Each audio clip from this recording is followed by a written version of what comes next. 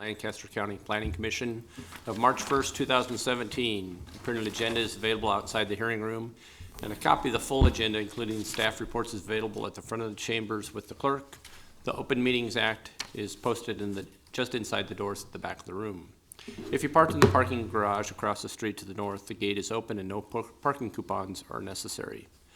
Out of courtesy for those attending this meeting, the commissioners and the staff, cellular phone usage is not permitted in these chambers during any portion of this meeting, and we appreciate your cooperation. The Planning Commission action is final on the following items: 4.1C, preliminary plat number 17001, and 4.3B, special permit number 17002.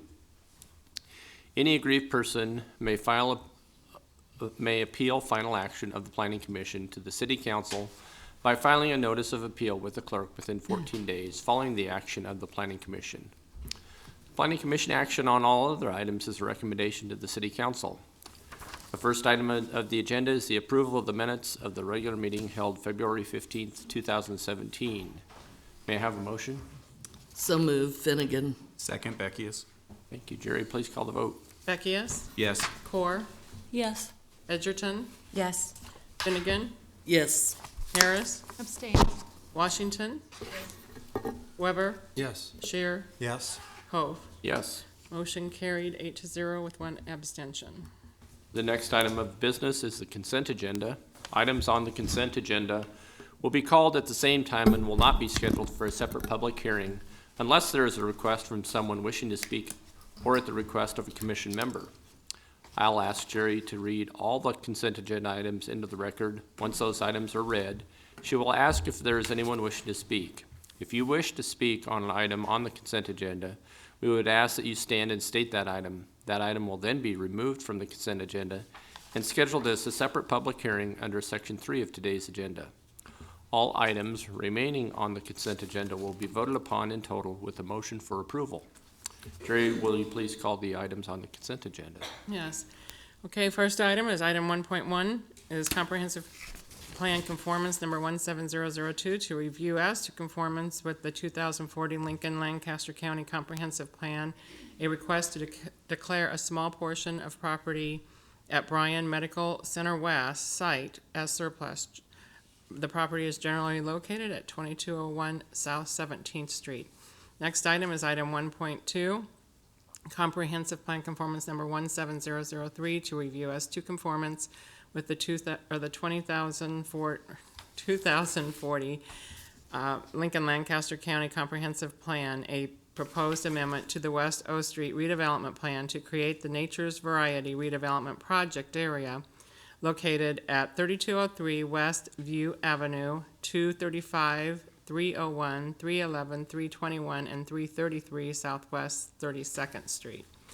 The multi-phase project would remove blight and substandard conditions and strengthen the business community in the West O Street area. Phase 1 contemplates the redevelopment of 3 underdeveloped parcels located in the West O Street development area into an approximate 24,000 square foot freeze-drying facility. A future Phase 2 of the project is anticipated to include development of a processing center and a frozen storage facility with a possible expansion beyond the Phase 2 project.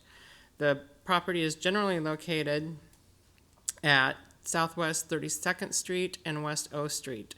The West O redevelopment plan area is generally bounded by West P Street, the first set of railroad tracks south of West O Street, 9th Street and Northwest and Southwest 70th Street.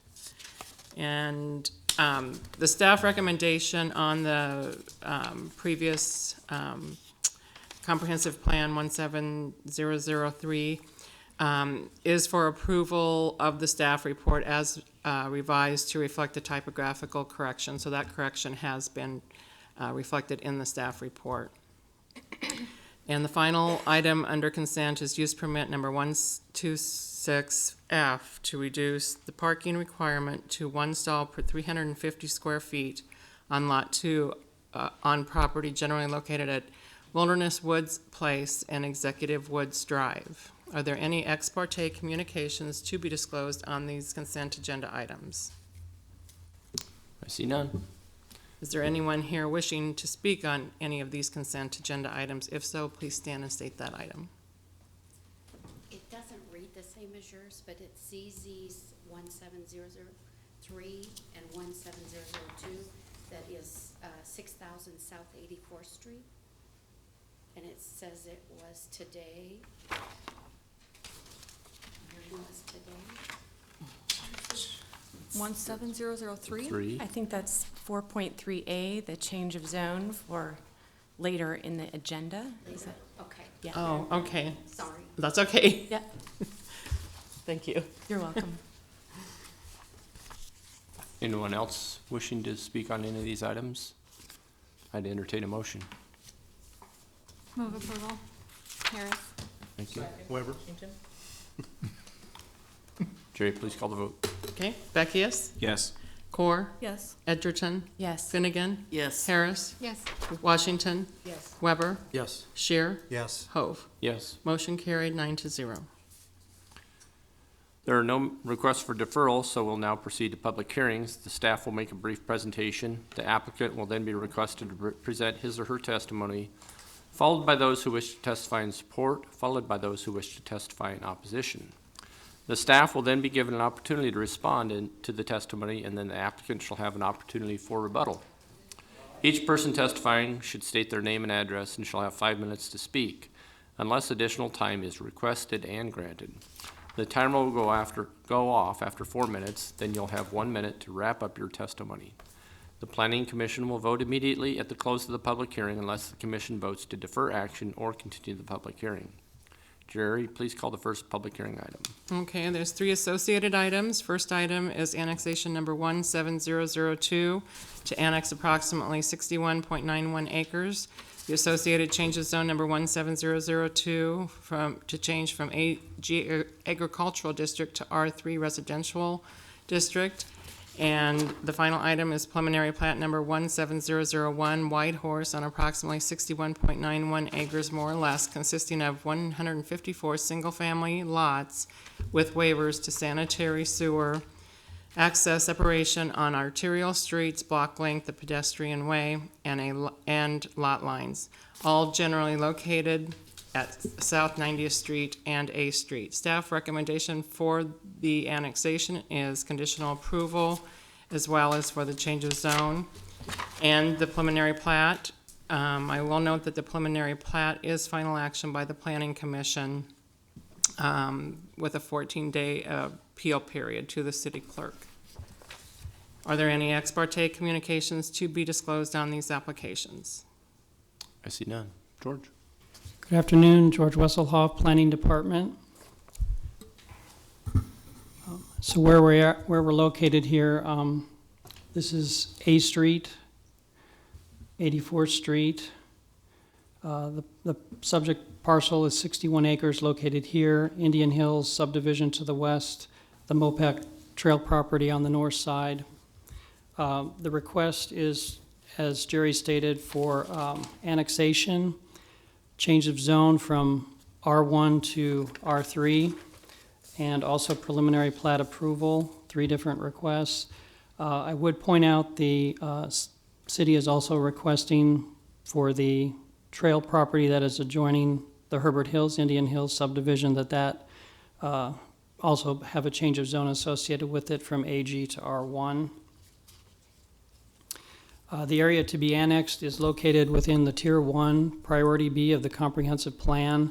All utilities, including public water, sanitary sewer, exist adjacent to the area of these requests with city-planned extensions of water and sanitary sewer.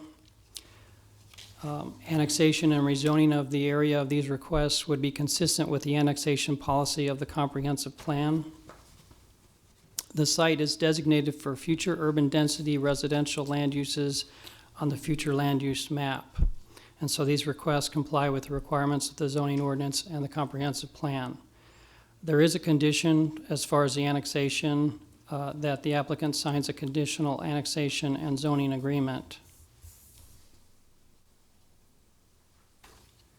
Switching to the preliminary plat, there are 154 single-family lots. The streets that would be involved would include a new roundabout on A Street. There would be street connections to the existing Indian Hills subdivision via Navajo Trail, Chaparral Road, and Sandalwood Drive. There would also be an extension proposed across the NRD Mopac Trail property, and then also an extension to the east of Whitehorse Way to connect when those properties to the north and east would be developed.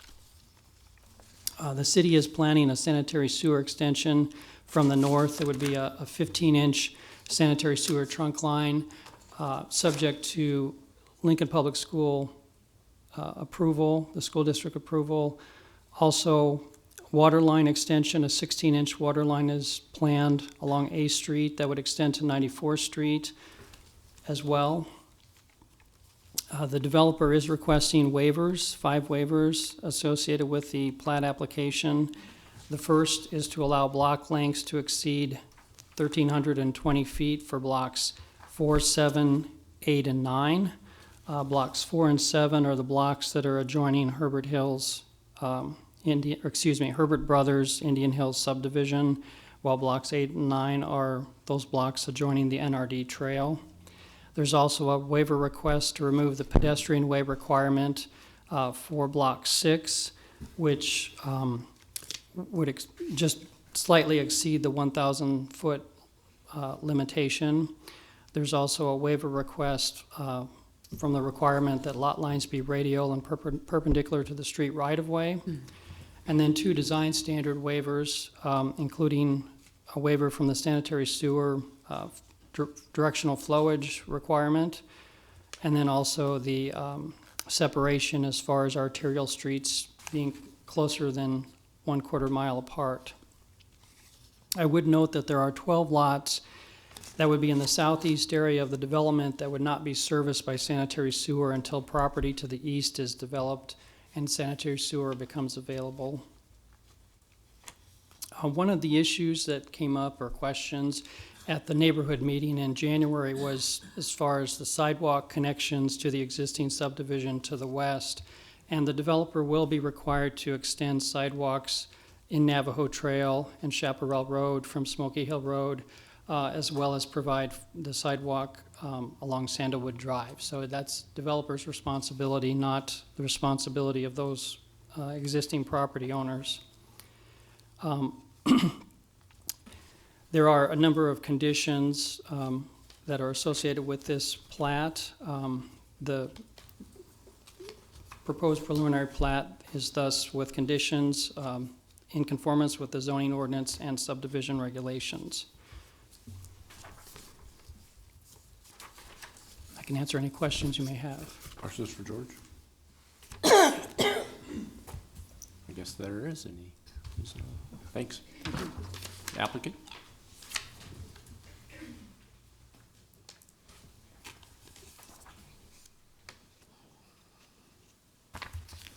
Mr. Chairman, members of the Planning Commission, excuse me, Mark Hunziker appearing on behalf of Herbert Development. This property has been owned by the Herbert family since the Herbert brothers, Jack and Glenn, developed Indian Hills subdivision back in the 70s. It's been a long time waiting for the Stevens Creek sewer, but it's finally here. And the lots that are being developed here are generously sized. We expect upscale housing to be developed here. Lots, especially of this size, are in short supply right now, so we expect this subdivision to be well received and very successful. The conditions of approval that are before you are acceptable, and we would ask that you approve these applications. Questions for Mr. Hunziker? Thank you. Thank you. Is there anyone here wishing to testify in support of this item, or these 3 items? We're taking testimony for all 3 items together. Is there anyone here wishing to testify in opposition of these items? Pardon me, Mr. Chairman, I misspoke. Our engineer is telling me there are a couple of things we might like to revise on those conditions. Nate Burnett, Reed Engineering Group, 4151 North 8th Street Circle. We would like to amend conditions 1.5 and 1.6. These are notes on the preliminary plat. These 5 notes make it clear when a builder goes in to get a building permit at Building and Safety. To have these notes deleted will make that a little more difficult, so it'd be easier for the builder and the developer if we just leave these notes on the plan. Also, items 1.7 and 1.9 of the conditions. 1.7 states that a sidewalk will be constructed as lots are final platted. We would propose a escrow be submitted for that sidewalk. In relation to that item is 1.9, which is revise the grading plan to show construction of the sidewalk on the north side of A Street. As we've been discussing the location of this roundabout with both the city and landowners to the east and south, one of the things that has come up in those conversations is that the grade of A Street, the street profile, has not been finalized. So for us to show on the grading plan those grades, unfortunately, we're not able to show them correctly until we have that final street profile. And so we would request that condition 1.9 be deleted and that 1.7 be revised to the developer putting up an escrow.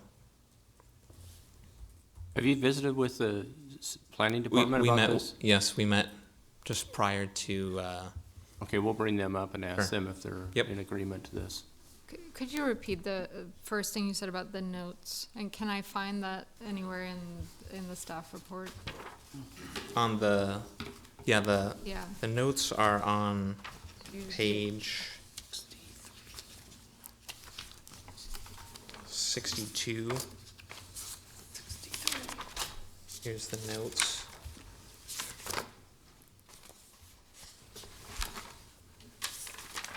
And which notes in Notes particular was it? 3 and 7 are, as well as 13, 16, and 17.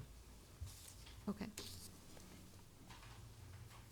And you're saying delete those? The condition is to delete the notes, but we would like to keep them on the preliminary plat just to make it easier. You want to keep them? Yes, we'd like Okay, to keep not the delete. notes. Yeah. Okay.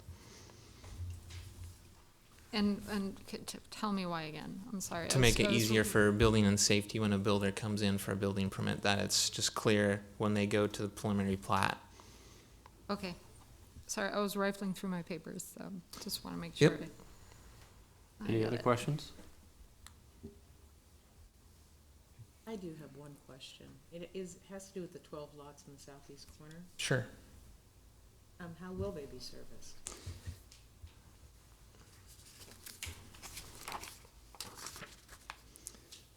We've been working with the developer to the east, who is working on coming forward at some point with a preliminary plat or CUP of some sort.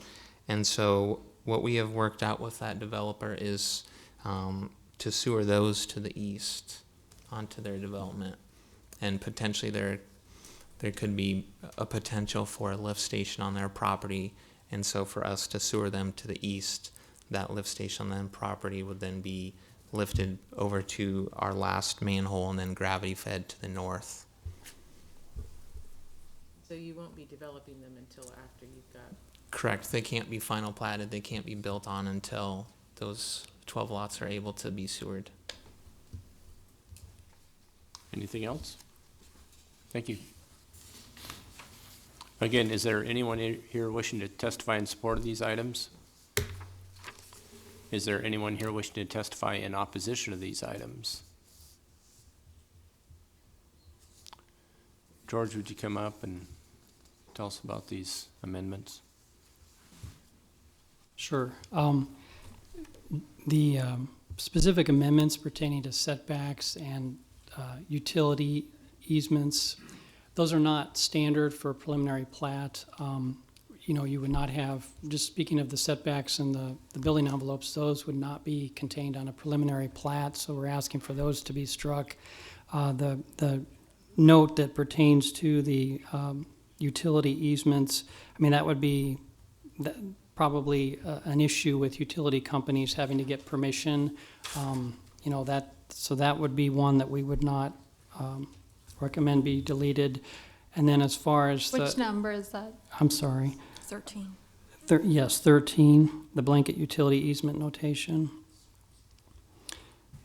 And then the notation, or the condition that there be notation added for grading relative to the sidewalk on A Street. Where that's coming from is it may be 2 decades before A Street is urbanized or constructed to urban levels. That's not in the 20-year plan. And so we're recommending that grading and installation of that sidewalk be done in the short term versus the long term. And that was something we worked out or talked to Public Works Engineering Services. So all of those pertain to. Do you have specifically what you're suggesting you're supportive of as far as which amendments you're okay with and which ones you're not? I think we're asking for all of them to remain. Okay, you're As just presented. saying we'd like to keep them all. Yes. Okay. You'd like to keep them all deleted? No, they'd like to keep them all present. As recommended in the staff In report. the staff, Yes. staff report, okay. And there was another note, I think one of them, which you didn't mention, it's hard to see on my screen, but was there one that pertained to erosion control as well? Yes, that would be something that would be a given anyway, and we're just suggesting it's not appropriate Okay. as part of the preliminary plat notations. I'm with you. On condition 1.7, why specifically would you have an issue with the escrow instead of the way it's written now? I think, as I mentioned, the timing of the installation of the sidewalk, it could be many years out potentially, versus if we have the grading done and the installation in the short term, because there's no plan for A Street to be constructed to urban standards at this time. Anything else? Thank you. Applicant rebuttal.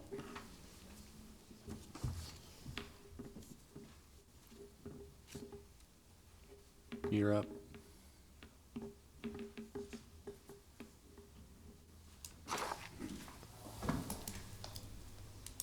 Mr. Chairman, I'm a little bit new to this right now.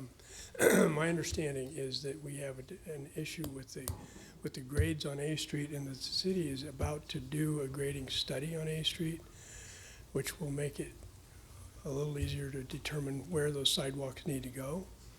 But until that's done, we're not gonna have that ability to set the grades for sidewalks.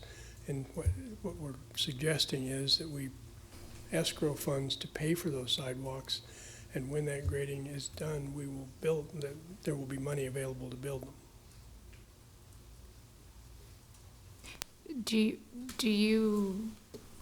Are you able to kind of foresee the time period that, in your mind, what are we talking? I don't know exactly what that is, but my understanding is that the city is putting together The request for request for proposal. proposals to do the grading study now.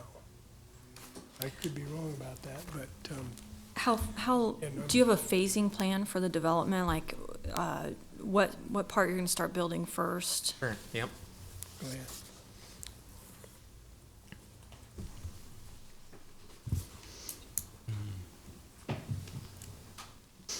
The first phase would be putting in the roundabout and then putting in basically these, it's about 30 lots in the southwest corner, which would also make that connection to Chaparral. That's where we'll be bringing the water main off of until they build the future 16-inch water main.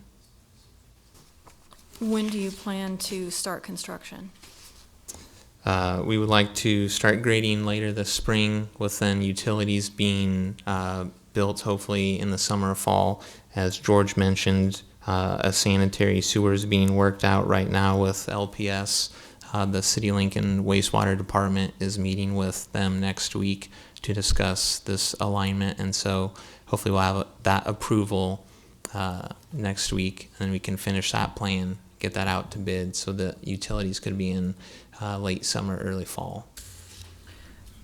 So since you are starting the development from kind of the A Street portion first, you need to know Correct. the sidewalk issue kind of right away. Okay. Just to clarify while Nate is still here so he could respond. We're not discussing if the developer should pay for the sidewalk or not if they provide an escrow. It's just simply that the 1.9 was about the grading plan should be revised to reflect it. And Bob Simmering is here and he can answer any questions you have. But basically the city felt like it could come up with a grade that would allow for the construction of the sidewalk at this time. It may not be the perfect grade for 20 years from now. So maybe 20 years from now, when the entire street is torn up and you have to do a significant amount of regrading, part or all the sidewalk may be lost. But in the interim, pedestrians would be able to use the sidewalk, and we don't think it's in such a way that it would make it difficult to do the subdivision. So that's what condition 1.9 is about. It's about revising the grading plan. It's not about providing an escrow who's going to pay for it or not. The developer, one way or the other, pays for the sidewalk along the arterial street. It's mostly about revising the grading plan. And you're suggesting that we keep that in? Yes, that you keep all of the conditions as stated. Stated, okay. So that Thank would you. be for just the existing 2-lane and not for the full build-out? We wouldn't have to show the grades for the 4. I'd have Bob Simmering come up and answer that question because he'd be the one addressing that.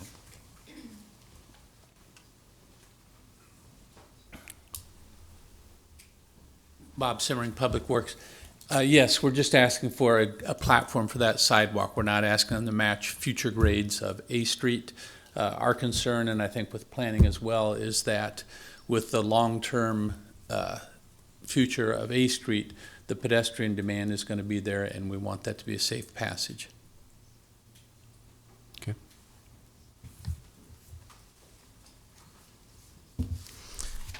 Anything else from the applicant? Don't think so. Any questions for the applicant? Did that change your stand at all, the interchange right now, or are you still offering all these amendments, including keeping the notes? I think for the notes, we would be okay with, if it is the request to delete those, that we can delete those. As far as the grades, if it's just for the 2-lane, then yeah, we would be fine just showing some grades for now, recognizing that it's not for the full build-out. So as recommended by planning is Yes. okay with you with that clarification? Thank you. Okay, thank you. We need to call these separately. Yes. Okay, this is the vote on, or annexation number 17002 to annex approximately 61.91 acres, more or less, on property generally located at South 90th and A Street. Staff recommendation is for conditional approval. Take a motion. Move approval, Core. Second, Edgerton. Thank you. Discussion? I'll just go ahead and speak. I'm going to support the motion. I think this makes a lot of sense to continue development. I just, from the advice from the applicant, I think that things like this need to be discussed with the planning department before we get to this point, and I just urge the applicants to have that done before they come here, so we don't have to go through this 11th hour negotiating. So I'll just make a comment. I'll comment about all 3 items. Is that okay? yeah, that's I know fine. we're going to only vote on one at a time, but I agree with Chris. I think that this is a good logical extension of what's out there, and I agree with the applicant that these will be very popular and well-designed lots, and I think it's a good thing. So, Jerry, please call the vote. Becky, yes?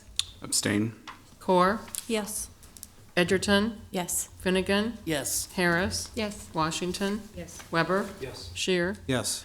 Hove. Yes. Motion carried 8-0 with 1 abstention. Next item is change of zone number 17002 from AG Agricultural District to R3 Residential District on property generally located at South 90th and A Street. Staff recommendation is for conditional approval. Move approval, Weber. Thank you. Second, Washington. Jerry, please call the vote. Beckius, Abstain. Core, Yes. Edgerton, Yes. Finnegan, Yes. Harris, Yes. Washington, Yes. Weber, Yes. Shear, Yes. Hove. Yes. Motion carried, 8-0 with one abstention. Okay, preliminary plat number 17001, White Horse on approximately 61.91 acres, more or less, consisting of 154 single-family lots with waivers to sanitary sewer, access separation on arterial streets, block length of pedestrian way, and lot lines on property generally located at South 90th and A Streets. This is final action by the Planning Commission unless appealed to the city clerk within 14 days. Staff recommendation is for conditional approval. Move approval, Core. Second, Finnegan. Thank you. Anyone?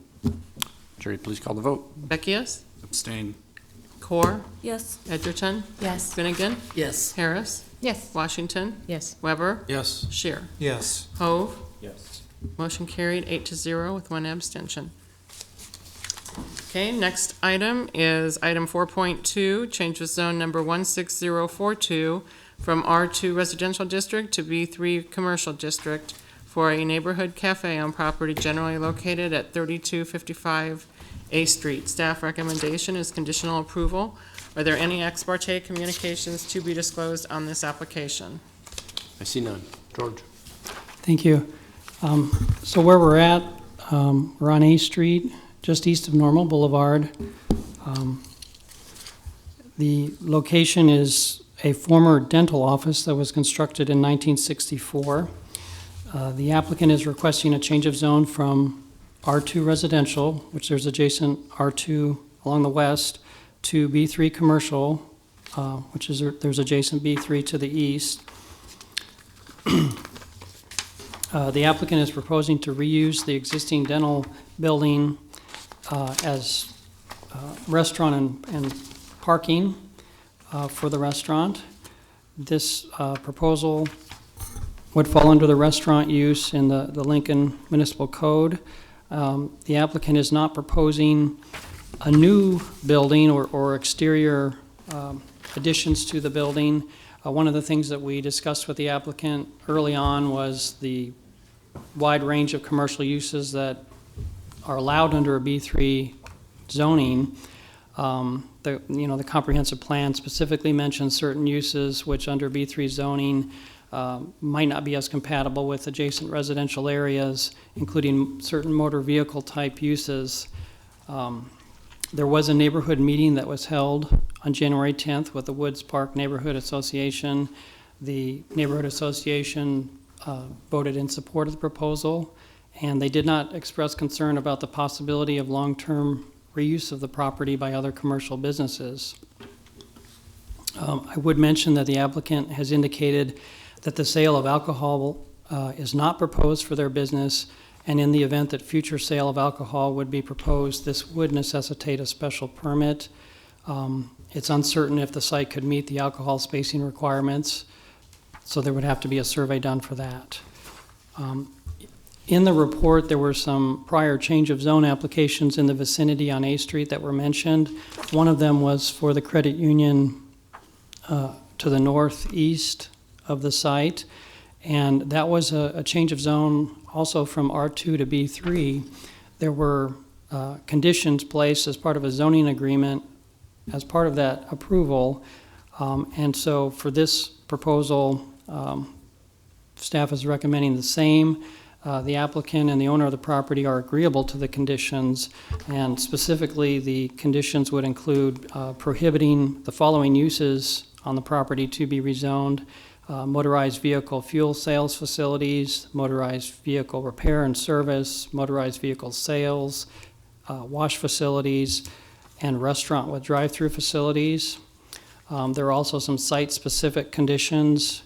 The applicant did provide a site plan showing the parking layout, and one of the site conditions is for the removal of the east access drive to A Street, so there would only be one remaining access drive.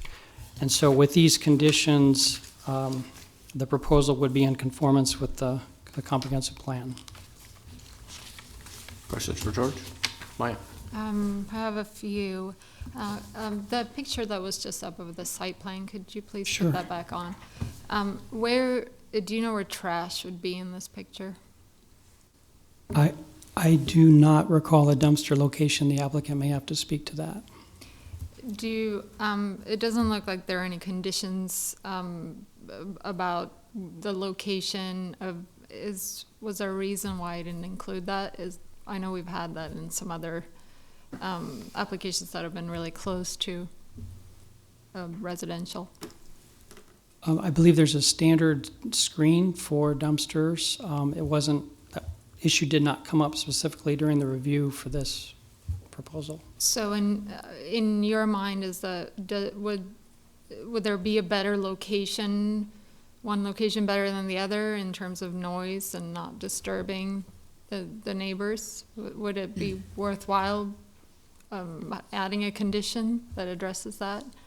That may be a worthwhile condition. I mean, again, I might defer to the applicant, but I would suspect that the dumpster may be closer to the building for their convenience versus, close to the residential neighbors along Normal. But the applicant confirmed that, but that would be a good suggestion. Okay, and then I was curious, what is your best guess when it comes to the potentially getting a liquor license? Does it just look like it would never qualify, or is it kind of a borderline case where it's could be possible? I might defer to another staff person on that. I know it was indicated that a survey would be required because of the close proximity, so it may or may not be possible to meet that separation requirement. I know the applicant is not proposing that. I'm just thinking down the line. So along that line of thinking, what would you categorize as the nearby property owners having the most protections? Is it under the current non-conforming commercial use on residential, or is it with the change of zone with the zoning agreement as recommended by planning? You just mean in general, not? What gives the most protection to the nearby property owners in terms of intensive uses that could take over one day down the road? As mentioned, the credit union property to the north had a zoning agreement, and this proposed agreement is similar to that. It would prohibit the motorized vehicle type uses, the heavier commercial uses that could be a negative impact on the neighbors. I guess I'll ask my question in a different way. Are they giving up any protections by changing the zone with the zoning agreement? Is there anything they're giving up in terms of something an intensive use that could come close? You would have the potential for some other use than the current. I mean, the current options for the property are an office use or reverting to residential. So what the agreement contains or eliminates would be the heavier or uses that would have potentially the more adverse impacts. That's not to say there couldn't be another use that, yes, would have potentially more significance than the current situation, but the agreement tries to guard against the kind of the worst case situations. So would you say that the change of zone with the zoning agreement is status quo basically compared to what we have today? No. I wouldn't say that, no. But I can speak a little bit about this because I was a part of the credit union. I mean, we put those on there to protect the neighborhoods from undesired uses. So it would be the same situation here. So no, they wouldn't apply to everybody. So are the nearby property owners, do they have more protection against intensive uses now with their current zoning than they would with the change of zone? Would. Yes. Yes, Yes, but it would prevent them from doing what they want to do, too. Yeah. correct. Right. That was the only thing. Obviously, they are in favor of this, but I just wanted to understand for myself. Thank you. Any other questions? I also had a concern in general with this one. I like the fact that it makes the neighborhood more walkable. It adds some positive amenity to the neighborhood. But when I see a restaurant go in that does lunch and dinner and says they're not going to apply for an alcohol license, I worry that they're going to move quickly. As soon as they become at all successful, they're going to either move so they can sell alcohol, or they're going to ask for a special permit. And I'm just thinking about the creep, and this issue came up, you know, a couple months ago, and it seems like it's going to become another time for us to discuss alcohol in the future. Brian Will, Planning Department. I can speak to that issue a little bit. This property in particular, just because of it's not very large, and the constraints imposed on it by that small size. I looked at this very early on when the applicant was in talking to the Planning Department about potential use and rezoning of this property. I sized it up relative to alcohol sales, and I just don't see that there's any way that that's ever going to work. The building would be so small. If you have to maintain 100 feet of separation from that,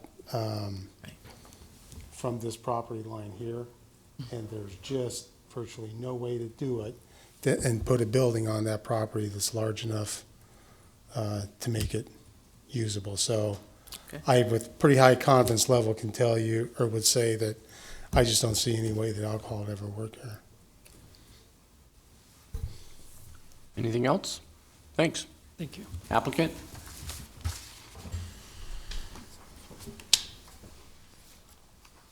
Hi, my name is Daniel Osmanovic. I'm representing that restaurant, Neighbor Cafe. Could you give us your address, please? Your address? 3255 A Street. Thank you. Before the called dentist office. What issues about the alcohol in my time? I've never tried to apply a special license for alcohol because I speak with the whole zoning commission. I don't want their alcohol because I know that this is really danger area to having any alcohol there serving, because I don't want safety for the neighbors and safety for any people, because A Street can be really busy and this is the small location to do their alcohol. If somebody want alcohol, having the liquor store, having the whatever, I don't want having in my restaurant. I want that this is be neighbor cafe that can anybody come in that place enjoy the time. And I think, in my opinion, I'm never asked for the alcohol. And also for the trash, I will keep it in safety area in the back building, what Mr. George talk about that. And also, George maybe forgot it, we are doing the fence to privacy for the neighbors. We don't want to distribute neighbors because everybody have to have in your privacy. If we put in B3 zone, we have to give it to this neighbor's private, you know, to no need to look what's going on over there close to the business area. I know having what to say. I appreciate you for everything what you done it for the my business, and thank you all. Any questions? Could you show on the site plan, George, can he borrow the site plan? Just show where the trash would be and to get an idea of how close it would be to the houses? This corner here, like this is be closed. This is not be using for the road, this area. And this is the door here and the back door. And we're planning to use somewhere around this area for the trash containing garbage that can not be visible for any publics and stuff like that, because the ready fence from this side for the car wash, and I will make it like the fence all around that can have in the closing door, and that can inside be trash and the safety area that can they make any hazard or anything like that, because there only can be, food serving. Thank you. Anything else? Thank you. Thanks. Is there anyone here wishing to testify in support of this item? Is there anyone here wishing to testify in opposition of this item? Do we have any questions for staff? Maybe before you do that, I'd like to clarify something, getting back to the question of alcohol. What I think, when we first started speaking with the applicant, it wasn't clear exactly initially what the use was going to be. And so, with the special permit for the sale of alcohol, the separation is 100 feet. Well, there is an exception, and the exception is for a restaurant.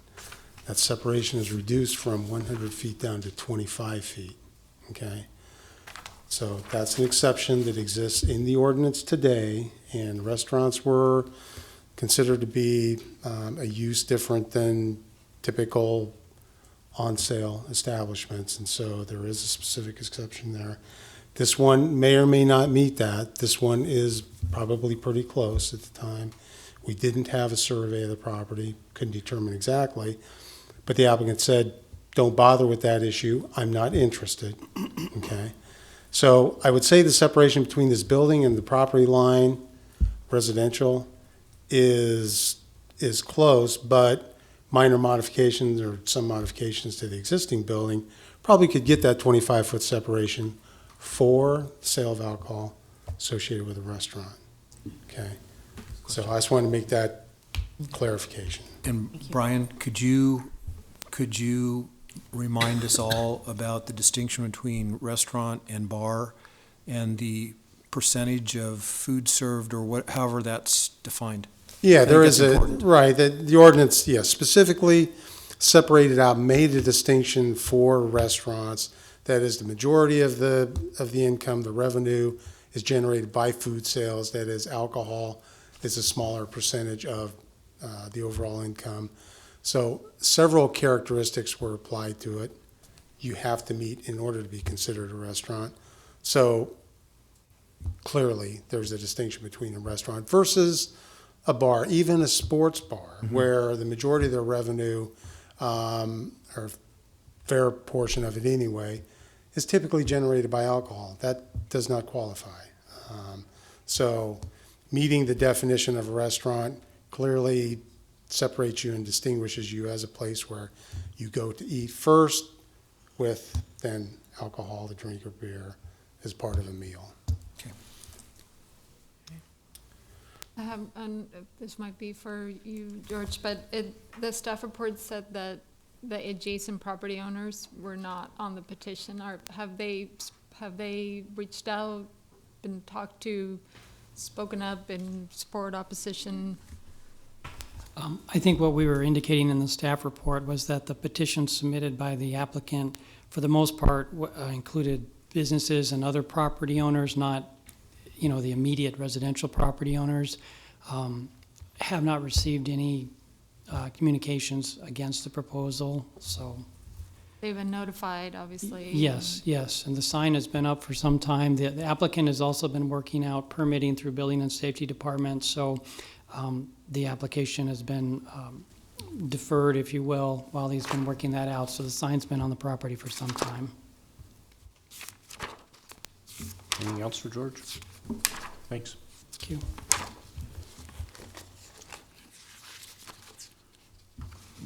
Applicant, any additional comments?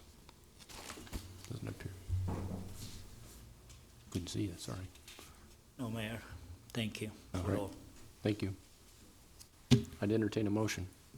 I'll move approval, Beckius. Second, Finnegan.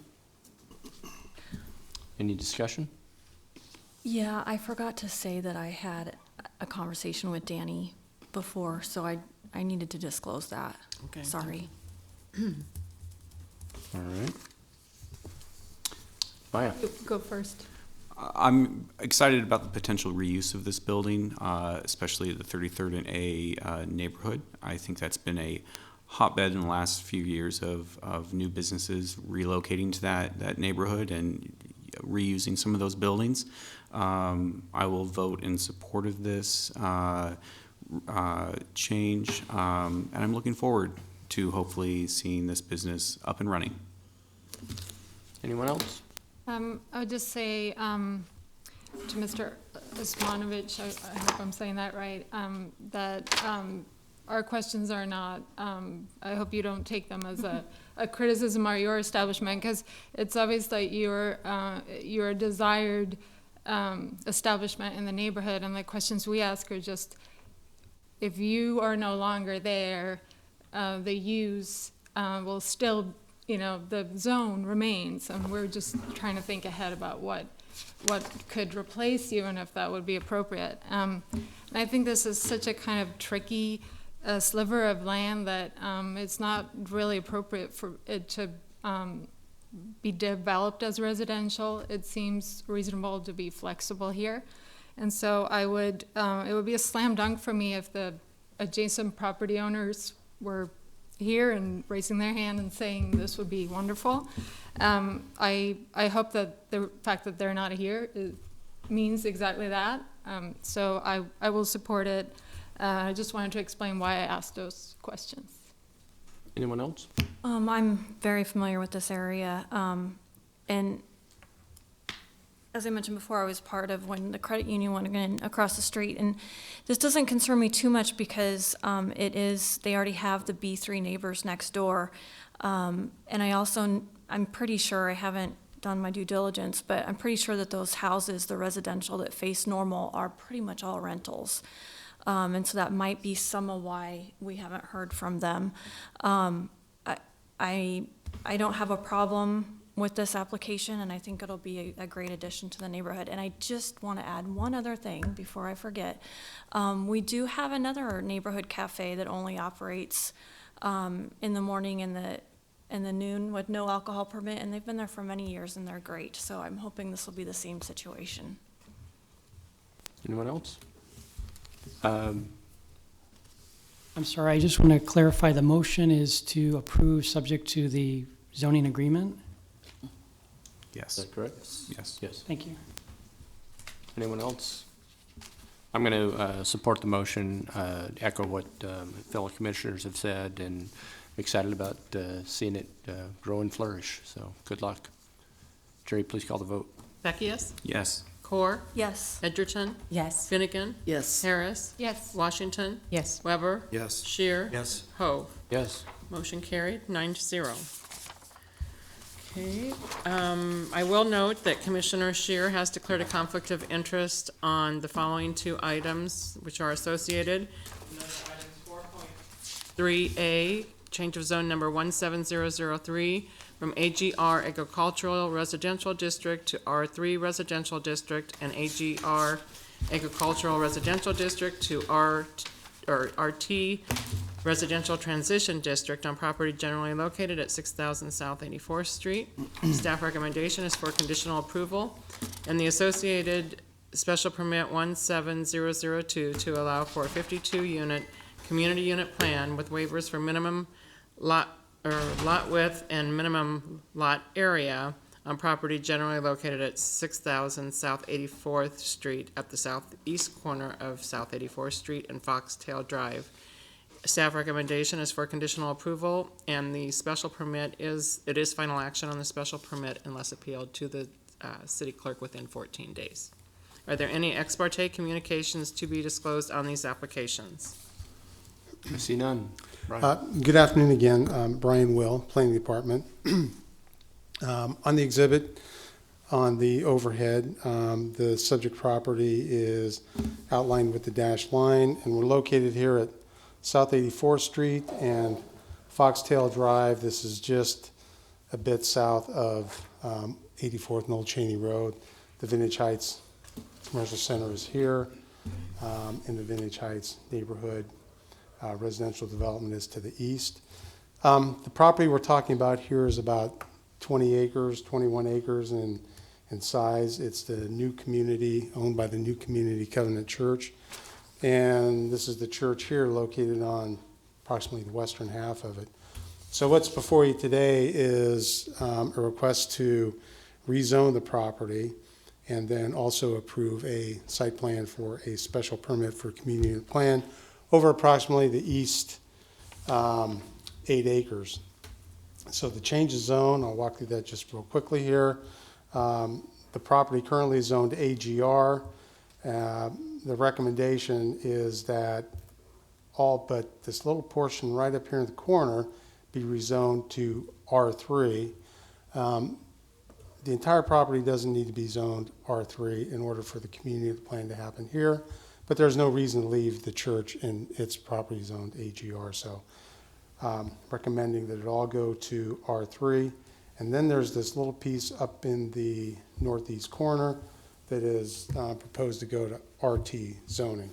I'll talk about why that is there in just a minute. Relative to the change in zone, though, we find that it's appropriate at this location. It's compatible with the adjacent zoning, which is R3 to the east and to the south, and residential zoning, and then, of course, the church, which will remain to the west. Talking about the special permit,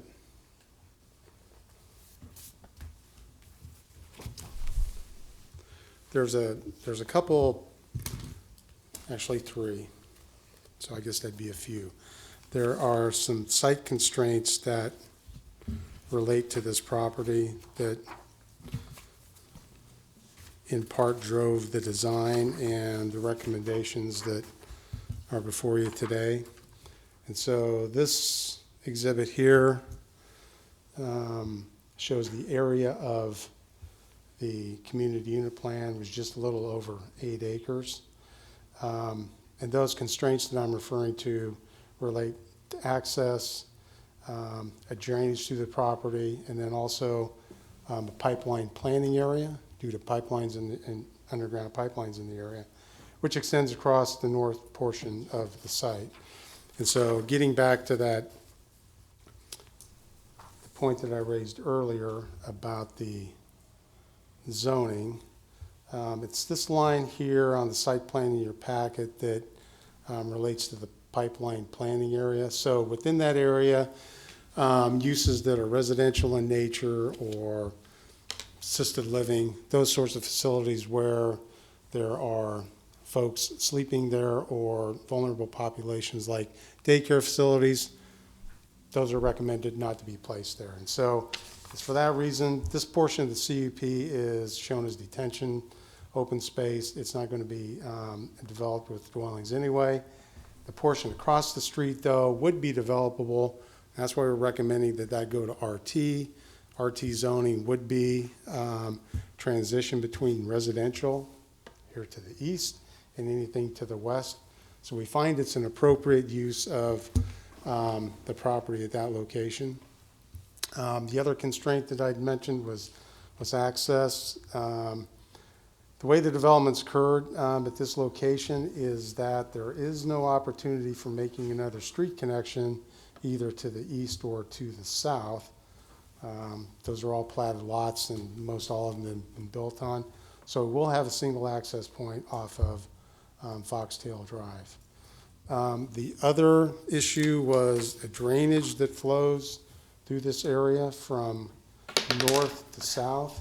And it was a consideration to try to preserve as much of that as possible, not only the drainage way, but the trees and the shrubs that are adjacent to it. And so to that end, I believe that the applicant is going to propose a slightly revised site plan today, along with a motion to amend. And what that will do is, at the northwest corner of the development, we'll pull this edge back just slightly. It's for 2 reasons. One, the planning department had recommended that, as is the requirement, that paving utilities be extended to the limit of the development. Well, that gets into the drainage way. It removes a lot of trees, and so There is a compromise that's been reached, and it moves this boundary back to about this point here. Utilities will come to the edge, and then the majority of the drainage way is going to be preserved in a future easement at the time of platting, as well as a majority of the trees. And so relative to the community unit plan, the planning department is recommending approval of that as well, with several conditions of approval. And like I said, I believe that, sort of give you a heads up, I think the applicant is going to come forward with a motion to amend. Staff has seen it. Staff is supportive of it, but we need to do that here today because it does revise the legal description of the community unit plan slightly. So recommending approval of that as written. I would like to make one slight modification on the change of zone, and getting back to that, to the notion of the RT zoning and why it's appropriate at that location. We're both concerned right now that that low-intensity residential uses or vulnerable populations not be located there.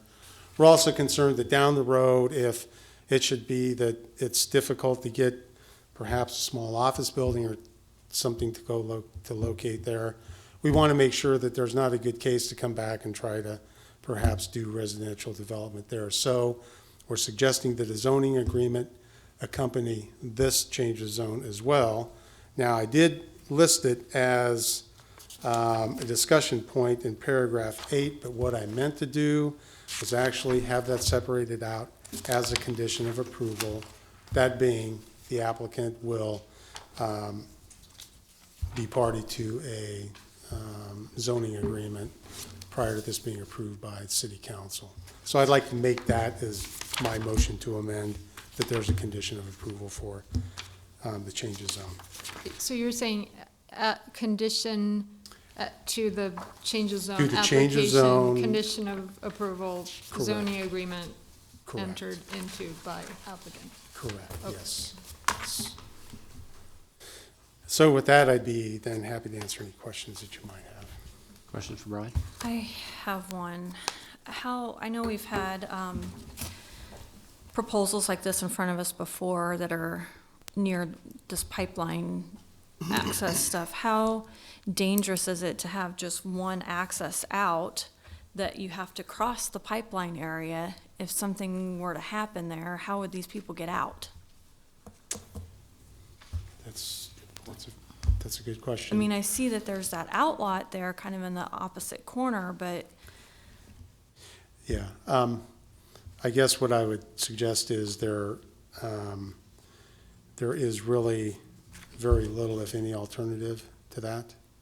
And so, like I said, to the east and to the south, there is no opportunity for another street connection. And, you know, the pipeline planning area too, I mean, is more of an area that is designated or established, I mean, for the immediate consequence, not perhaps, you know, in the times after if there were some catastrophe. So I guess I'm thinking along the lines of, I'm not sure what's in this pipeline, but if it were something that was like a fire and they couldn't cross there. it's natural gas. It's a natural gas pipeline, high pressure natural gas, that has existed in the area for, well, predates the development out here actually. I think we're all well aware, we've all seen the graphic or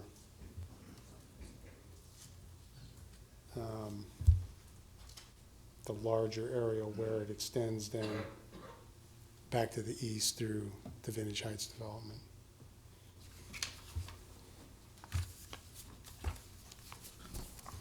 Any other questions? Thank you.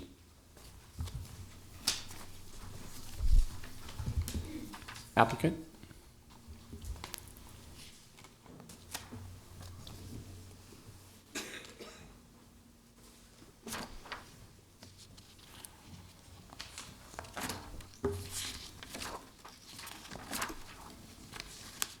Good afternoon. My name is Craig Zachariason. I live at 6721 South 66th Street. I am currently employed as an associate pastor at New Covenant Community Church, and I just wanted to give a little bit background for what this development is all about. Our church is located, as depicted before, right there, and currently, both in current plans and in future plans, we do not see a need or use for that land that is being requested to be developed into homes. And so what it does is it does two things. It does something for the city, again, provides more housing. It helps the church to reduce debt and to be able to focus the resources that are then redirected to ministry objectives for the church. So that's basically the ownership side of this development at this point.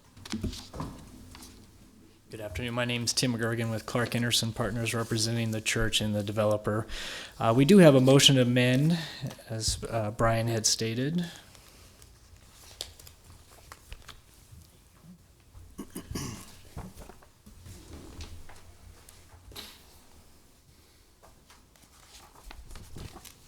This motion to amend is kind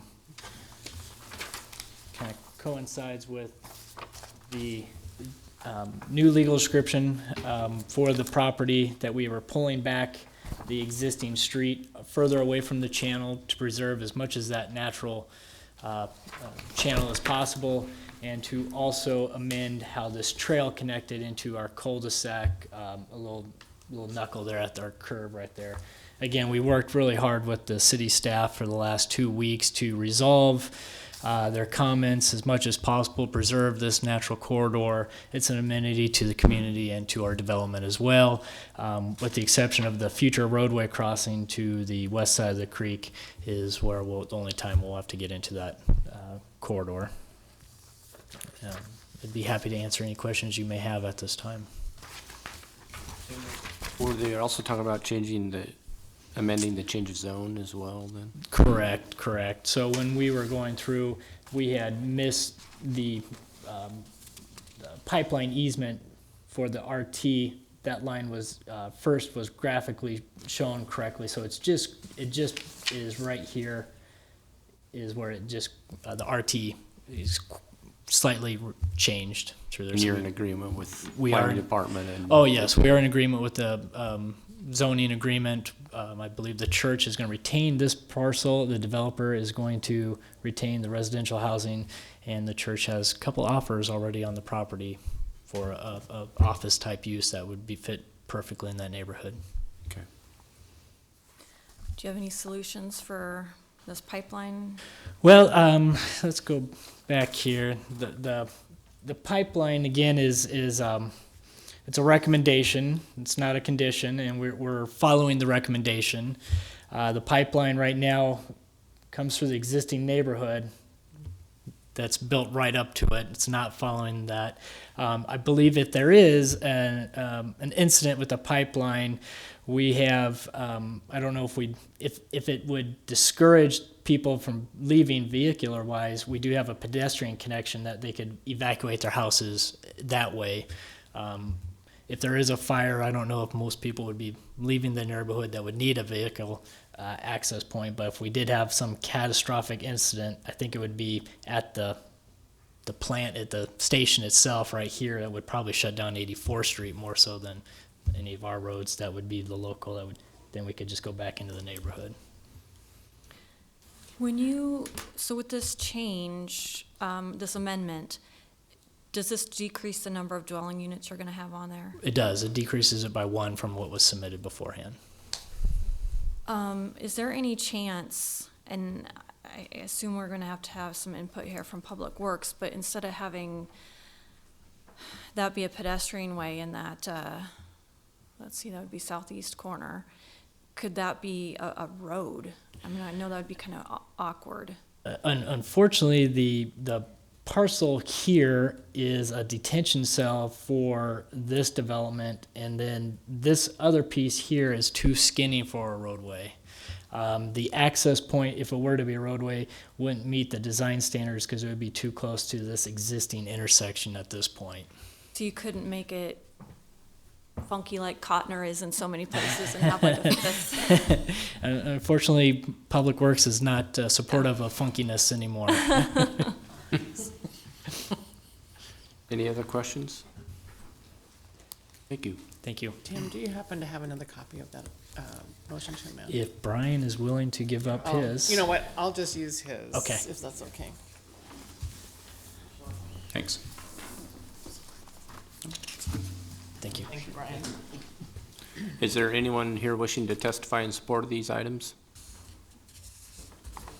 Is there anyone here wishing to testify in opposition to these items? Please come forward. I'm not sure it's opposition, just questions. But I'm Kathleen Bernard Nobby, and I live at 8620 Remy Drive. So my back fence will be to these new established homes or townhomes. Can you clarify which it is? It is townhomes, okay. I believe the townhomes around us are all owned. Will these be owned or rented? They'll be sold individually. So they will be privately owned. Okay.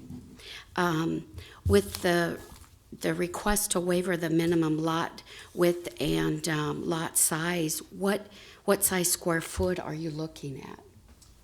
The typical lot size is 33 by 110. Okay. And so what is the approximate value of those townhomes? I guess that's my concern. If they are trying to, put more in this condensed area, that possibly they will be worth a lot less than our homes right behind them and even the townhomes along beside them. I know we've had several of them sell. They're over 200,000. Very nice townhomes, and I'm just questioning, what type of townhomes these will be. It's not Section 8 housing, then it will be owned. Okay. And would it be possible, or has it been proposed, to put some type of 8-foot or 10-foot brick wall between, I am to the south, which is Boulder Run, and we're at HOA of 38 houses and some townhomes up on 84th. So along the east, there is a brick wall. Could we propose that we put a brick wall, between us? There is an easement there, I know that, and utilities running down there. I have an existing fence, 5 foot in from it. We'll ask the applicant. Can when- you when show you're me on the completed. map where you would, just point on there where you would like that wall? Yeah. Or where you're, Right. okay. It's these homes right here. And where's the existing one, the existing brick wall that you? Is right here. Okay, thank you. Yeah, so, it would give us that buffer zone, from the new construction and stuff also, if it was put up before they even started construction. Would you prefer, obviously you'd prefer brick, but how would you feel if it was like a wooden privacy fence or something like that? So who would maintain that after the We can- builder and everyone's gone? We can ask. Okay. And down those lines, how do you decide like which OA? Because like they said, there's several of us bordering them. I didn't know That would how- all be, I think, determined before. But, so would you, would you be okay if it was a different kind of fence instead of a brick? As long as it remains, taken care of and stuff, maintained. Okay. Right. Kind of leads me into the next thing, which is the drainage. He spoke about the west side, which is true. That's a major drainage there and stuff, which is part of our other Boulder Run coming down and stuff. We have had water back up there in that southwest corner. So I'm glad you're backing off a little ways, but boy, it got close to our last house, which would be right here. the last time we had that huge rain and stuff. So what about the waterways then to the south and to the east? That land goes up from my property. I have a 6-foot fence. I have no doubt the neighbors will be able to see over because of the incline. And so we're also concerned about that water, you know, how they're gonna, you know, develop that and stuff. Is it gonna go down? Is it gonna go up? You know, And I'm sure they've looked at that. We'll make sure and ask them about that too. okay. Anything else?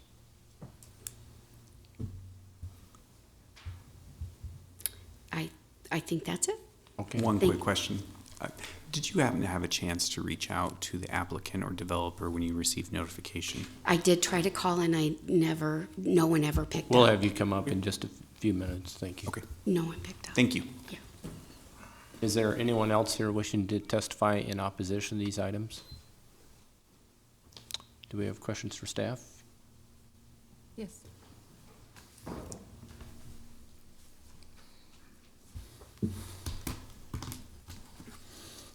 Go ahead, Maya. Even if we wanted to, could we ask for a brick wall? I don't think that you can. I'm assuming that we can ask for screening, but we can't specify. I'm not sure that, let me put it this way. We're talking about a single-family residential development coming in adjacent to single-family residential on the east and to the south, and there is no screening requirement between single-family dwellings.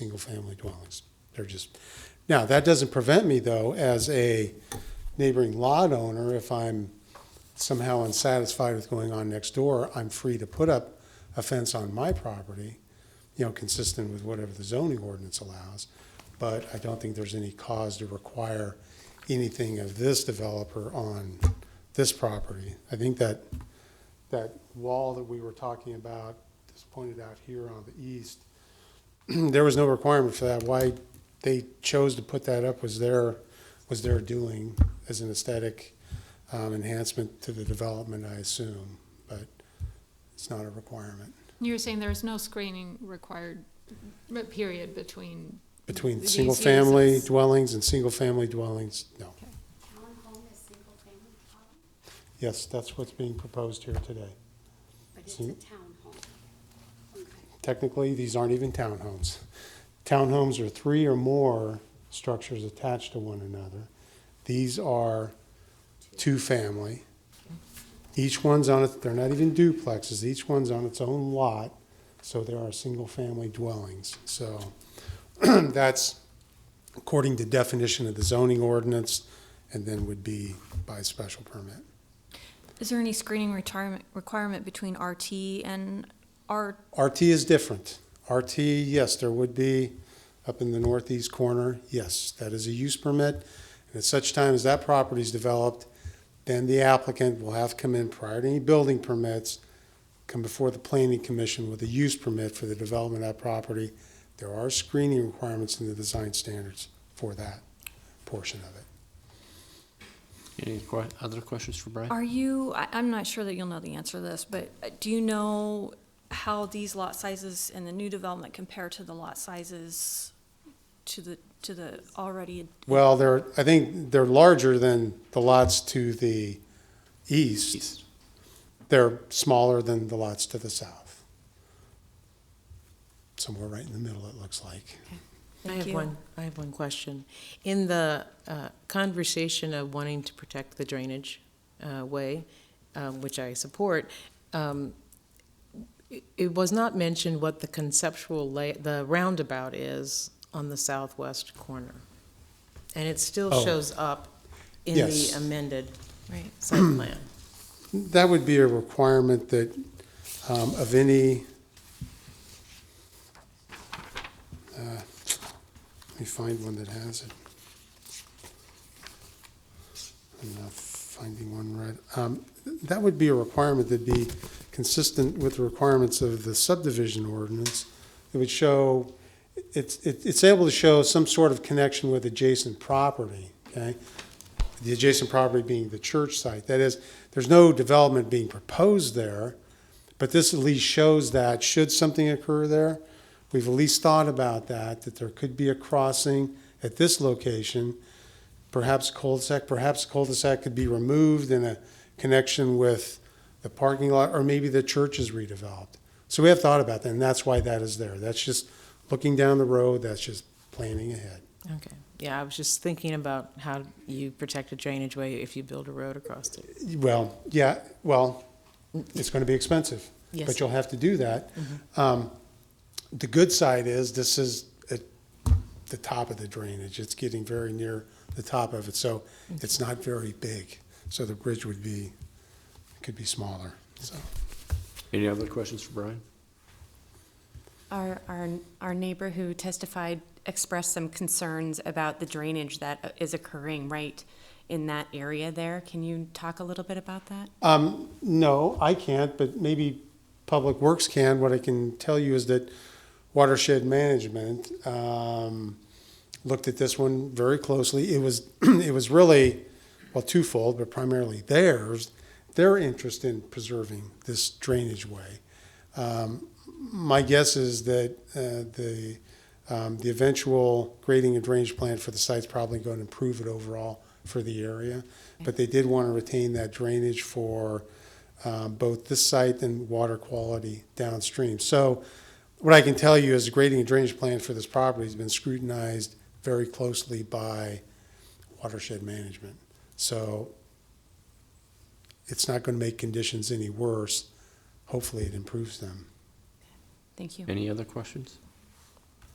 Thanks, Brian. Applicant rebuttal? I just wanted to apologize to our homeowners that surround us, in that the late notification of this meeting didn't allow us to reach out to them. So I'm glad that you care about your neighbors and you're asking those good questions. And that lateness was due onto our part with going back and forth with Watershed Management with our drainage on that channel. We did go back and forth quite a bit on that.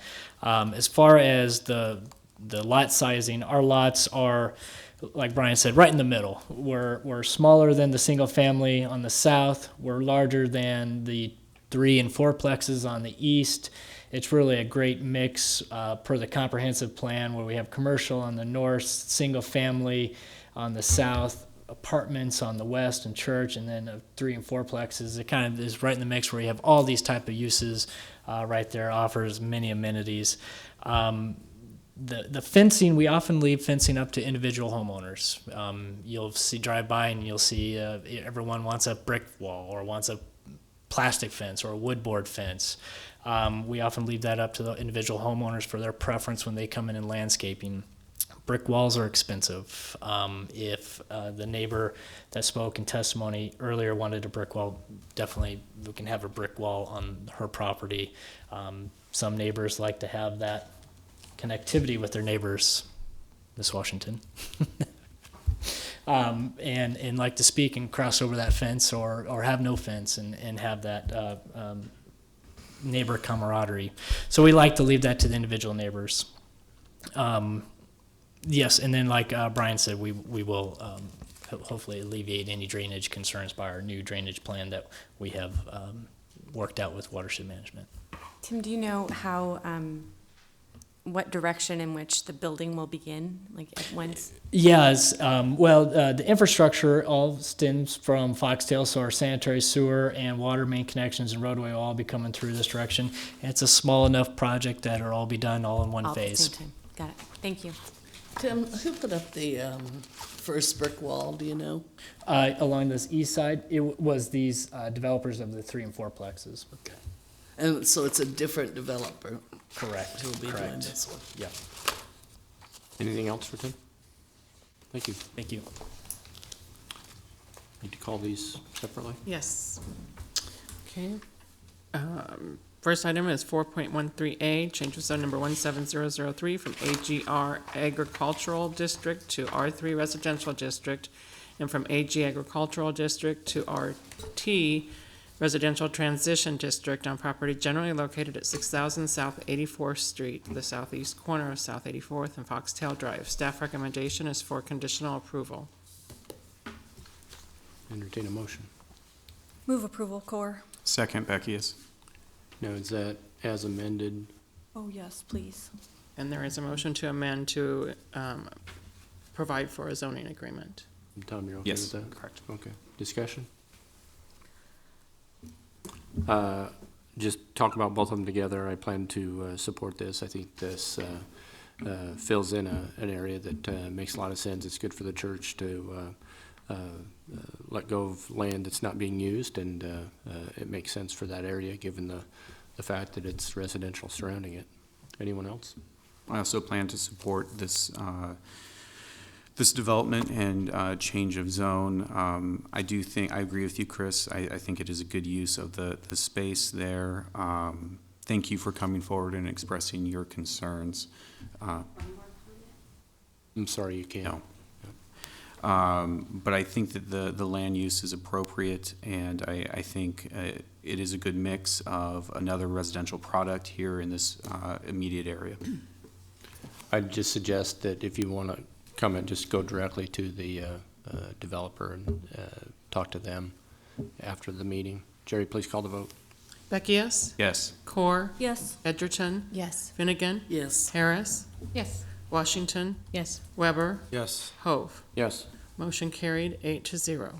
Next item is special permit 17002 to allow for a 51-unit community unit plan with waivers to minimum lot width and minimum lot area on property generally located at 6,000 South 84th Street at the southeast corner of South 84th and Foxtail Drive. This is final action by the Planning Commission unless appealed to the city clerk within 14 days. Staff recommendation is for conditional approval. There is also a proposed motion to amend. Move approval, Beckius. Second, Finnegan. And that's as amended. As amended. And I just wanted to clarify, that amendment is for also a 50-unit community unit plan. Not 51. Okay, yes, that's correct. It's reducing by one. Good catch. Thank you. Any discussion? Jerry, please call the vote. Beckius? Yes. Core? Yes. Edgerton? Yes. Finnegan? Yes. Harris? Yes. Washington? Yes. Weber? Yes. Hove? Yes. Motion carried, 8-0. Okay, next item is item 5.1, text amendment number 16020, amending Title 27 of Lincoln Municipal Code by amending section 27.62.100C2 to modify the front and side yard setbacks for car sales and remove conditions that are no longer needed. Section 27.67040 to create a new parking requirement for motorized vehicle sales for lots less than 2 acres and repealing sections, the aforementioned sections of the Lincoln Municipal Code as hitherto existing. This staff recommendation is for conditional approval. Are there any ex parte communications to be disclosed on this application? Yes. It's Core again. Andrew presented at the Mayor's Roundtable. Anyone else? That's it. Andrew. Andrew Theroff, Planning Department. This text change has 3 elements to it, so I'll just walk through those briefly one by one. A&B Auto is the applicant, so I'll use their site as an example, but keep in mind that this text change would apply to car dealers across the city.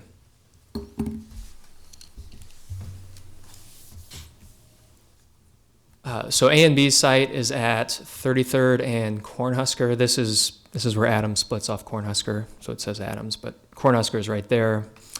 33rd is just to the west. They were notified that they were in violation of 3 items regarding car sales. One was the front yard, one was the side yard, and then they didn't have enough required parking. So A&B has proposed a text amendment to address these issues. The first element is the front yard. Right now in the H2 and H3 districts, you can have car sales within 12 feet of the front lot line. And with that, you need to provide landscape screening of 60% from the ground to 2 feet. The applicant is proposing to reduce the setback from 6 feet, or from 12 feet to 6 feet, and increase the screening from increase the screening to 90% from 0 to 3 feet. That's the same screening standard we have for parking right now.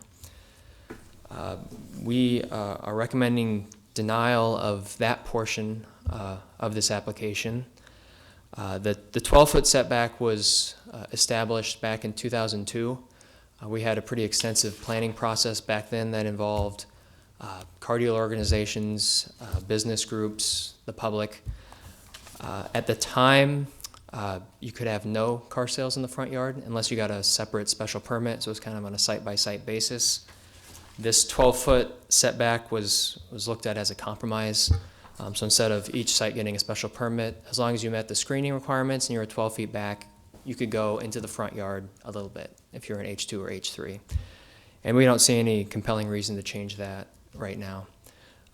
Another item to consider is that H3 is mainly along Cornhusker Highway and then West O.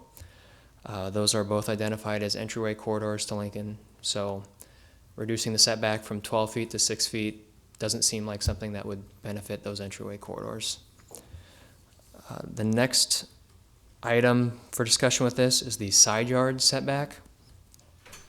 Right now in H2, the side yard setback is 5 feet. H3, the side yard setback is 15 feet. You can't have any use in those side yard setbacks, and you can't park in those setbacks. The applicant is proposing to allow car sales in the side yard setbacks in the H2 and H3 districts. We are recommending denial for this portion of the text amendment. As I said, all of the H districts have side yards right now. You can't have uses in those side yards. You can't park in those side yards. So it probably doesn't make sense to allow car sales in those side yards. It would be out of character with the H districts, and it wouldn't really be equitable to all the other uses that would be allowed in the H districts. The final item is parking. Right now, parking is just a ratio based on your floor area of your building, and it varies per district. Depending on where you are, it's between one stall per 300 square feet and one stall per 1,000 square feet. The applicant is proposing to reduce the required parking for car sales in any district. If you're less than 2 acres, the required parking is just 3 stalls. Instead of a ratio, we just say it'd be 3 stalls. And I'm sorry to interrupt. Should Yeah. we start over? So, Dennis, so you could join us? No? Okay. You sure? Okay. Sorry. No problem. We are recommending approval of this parking reduction for car dealers less than 2 acres. One, building size doesn't really seem to relate to traffic or parking requirements for a car dealer. I mean, it's the car lot is really the driver. Small dealers less than 2 acres usually have less space for parking.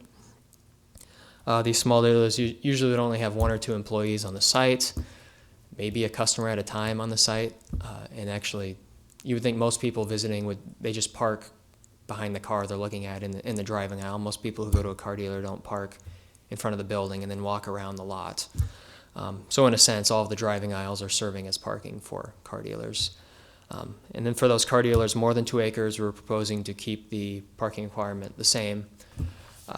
The larger dealers generally have more employees, more visitors. They also have other services like repair shops, things like that. And frankly, we haven't had any issues with parking for the larger dealers. So we're proposing to keep that the same. So to clarify our recommendation, it's conditional approval, but what we're saying is approval for the parking, but then recommending denial for the front yard and side yard reductions. Do we have any questions? Yes. Yeah. You spoke about the applicant not being in conformance, and this is what brought up this issue. Could you speak to that a little bit? Yeah, so how this started was, it's kind of hard to see in here, but there's yellow lines that are the lot lines. They're actually in separately with a final plat with us to move the lot line over a little bit. With that final plat, we noted that there were several other zoning violations that needed to be addressed. So they met with us, and from there, and it was determined the only way they could address these would be through the text amendment. Okay. So this came up through a separate incident, not necessarily from a neighborhood or adjacent landowner complaint? No, yeah, it came up with the final plat with us. Building and safety may have been aware prior to this, but really what started this application was the final plat. Okay. Yeah. And then in the report too, there was a very simple survey done. Yeah. That had mentioned upwards of 90% of car dealers in similar situations were also out of compliance. Is that correct? Yeah, I think we said we looked at 21. Yeah, we looked at 21, and only one out of the 21 actually met the standards today. So yes, there are a majority of car dealers, I would say, in the H2 and H3 districts are out of compliance. And that's with both the front yard and the side yard issues? Sorry, that would be front yard is what we were Okay. really looking at. Yeah. Okay.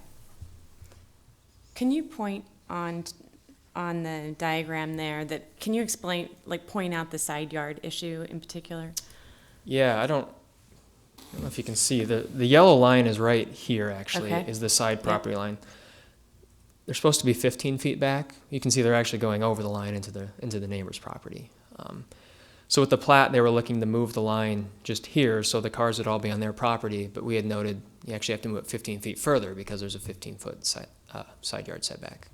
Got it. And so 15 feet, would that take it, if the line were moved, would it then take it just beyond that row of cars essentially, or? Well, yeah, it'd be somewhere over here. Okay, thanks. And are there two side yards on that property? Or two front? This is the rear. That's the rear. We're considering this the rear, front, side. Andrew, we can get this clarified. This is, rules on the book like this are only enforced on a complaint basis. So someone would have to complain about a dealer parking in the front. Yep, that's correct. And from what I understand, Building and Safety's only got a couple complaints a year over the last few years, so. So it's probably maybe a safe assumption that most people don't realize that, these rules are being broken, like a common citizen. Yeah, absolutely. Yeah, I would think someone driving down the street probably would just assume all these car dealers are following the rules. Yeah. What percentage would you venture to guess of the dealers that are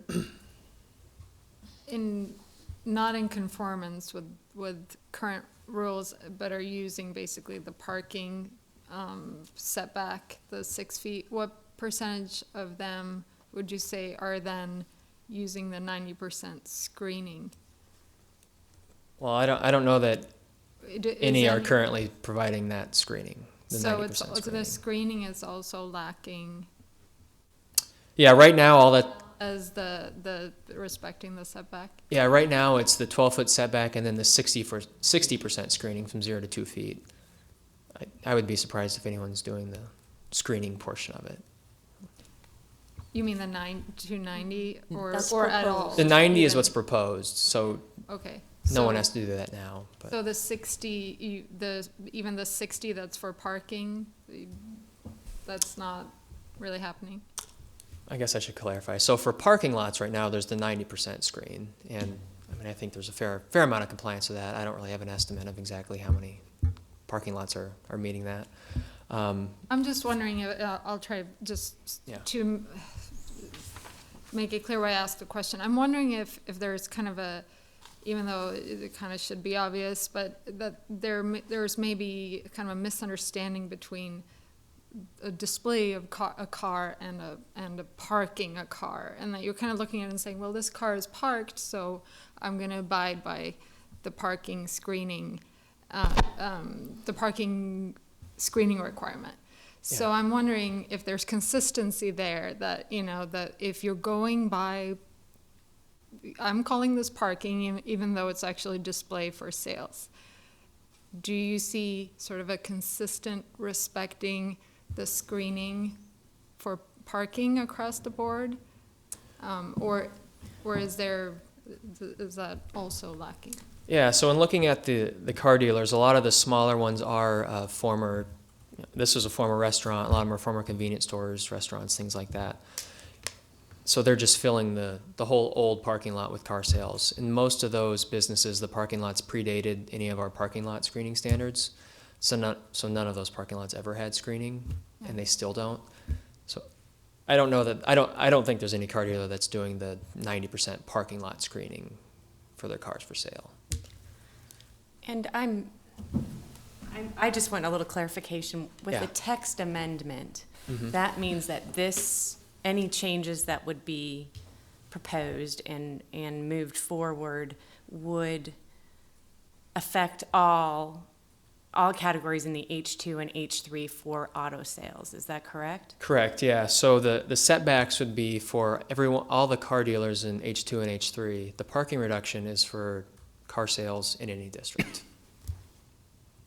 Thank you for providing the historical context that you did leading up to how we got to the 12-foot. Do you, however, and this is going to be a tough one, so I don't expect you to have an answer, but do you know how the arrival at 12 feet versus 8, 14, 6 came to be?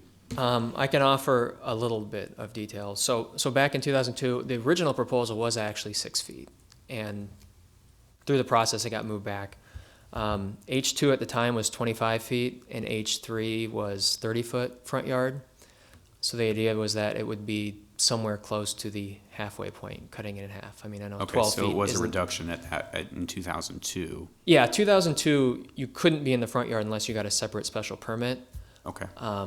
So the compromise was that you don't need a special permit. You can put car sales roughly about halfway into the front yard. That's where the 12-foot number came from. Okay. Instead of saying like 12 and a half. And in 2002, was the special permitting allowing you to get to that 12-foot, 13-foot point, or was the special permitting allowing you to go to the lot line or anywhere in between? I'm not 100% sure on if there was an exact limit. I think it was just to allow it to go into the front yard, and then it would be discussed at the hearing what that number would be. Okay. And that property Thank to you, the Andrew. west, that's an empty lot.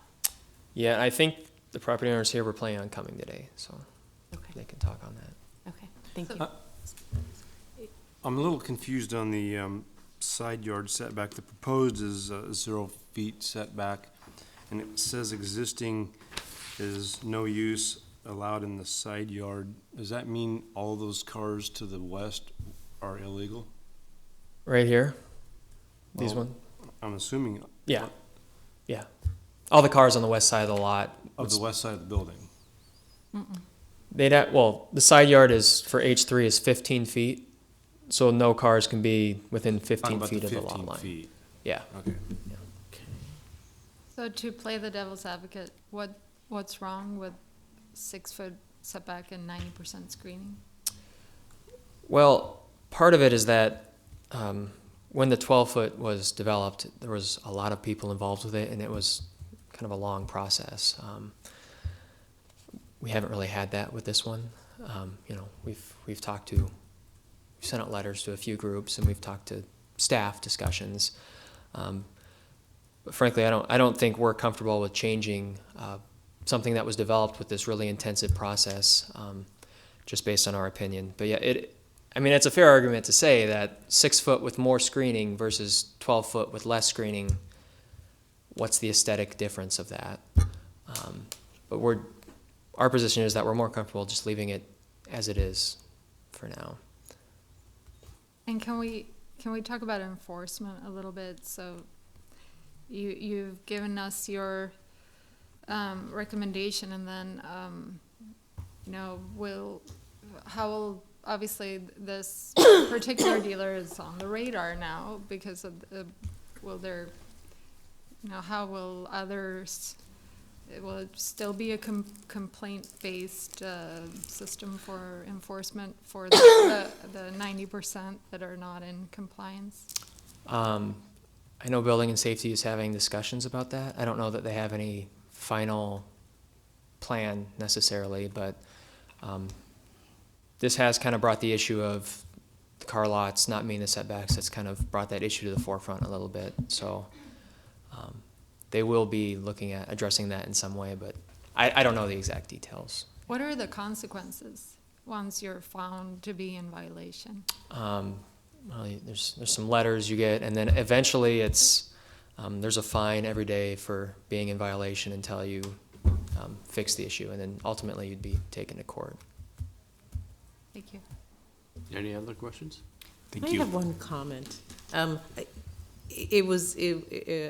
detail of this report and having to move things around and sort of figure out what was going on was impressive. So thanks for doing that work. But it really feels like this gets down to something that I think that Maya was really talking about. This is we're going to propose a change. If we make this change, there's a fair amount of education, I'm assuming, that needs to go out to dealers. But I would also expect that there be a fair amount of discretion in the time at which it takes people to comply.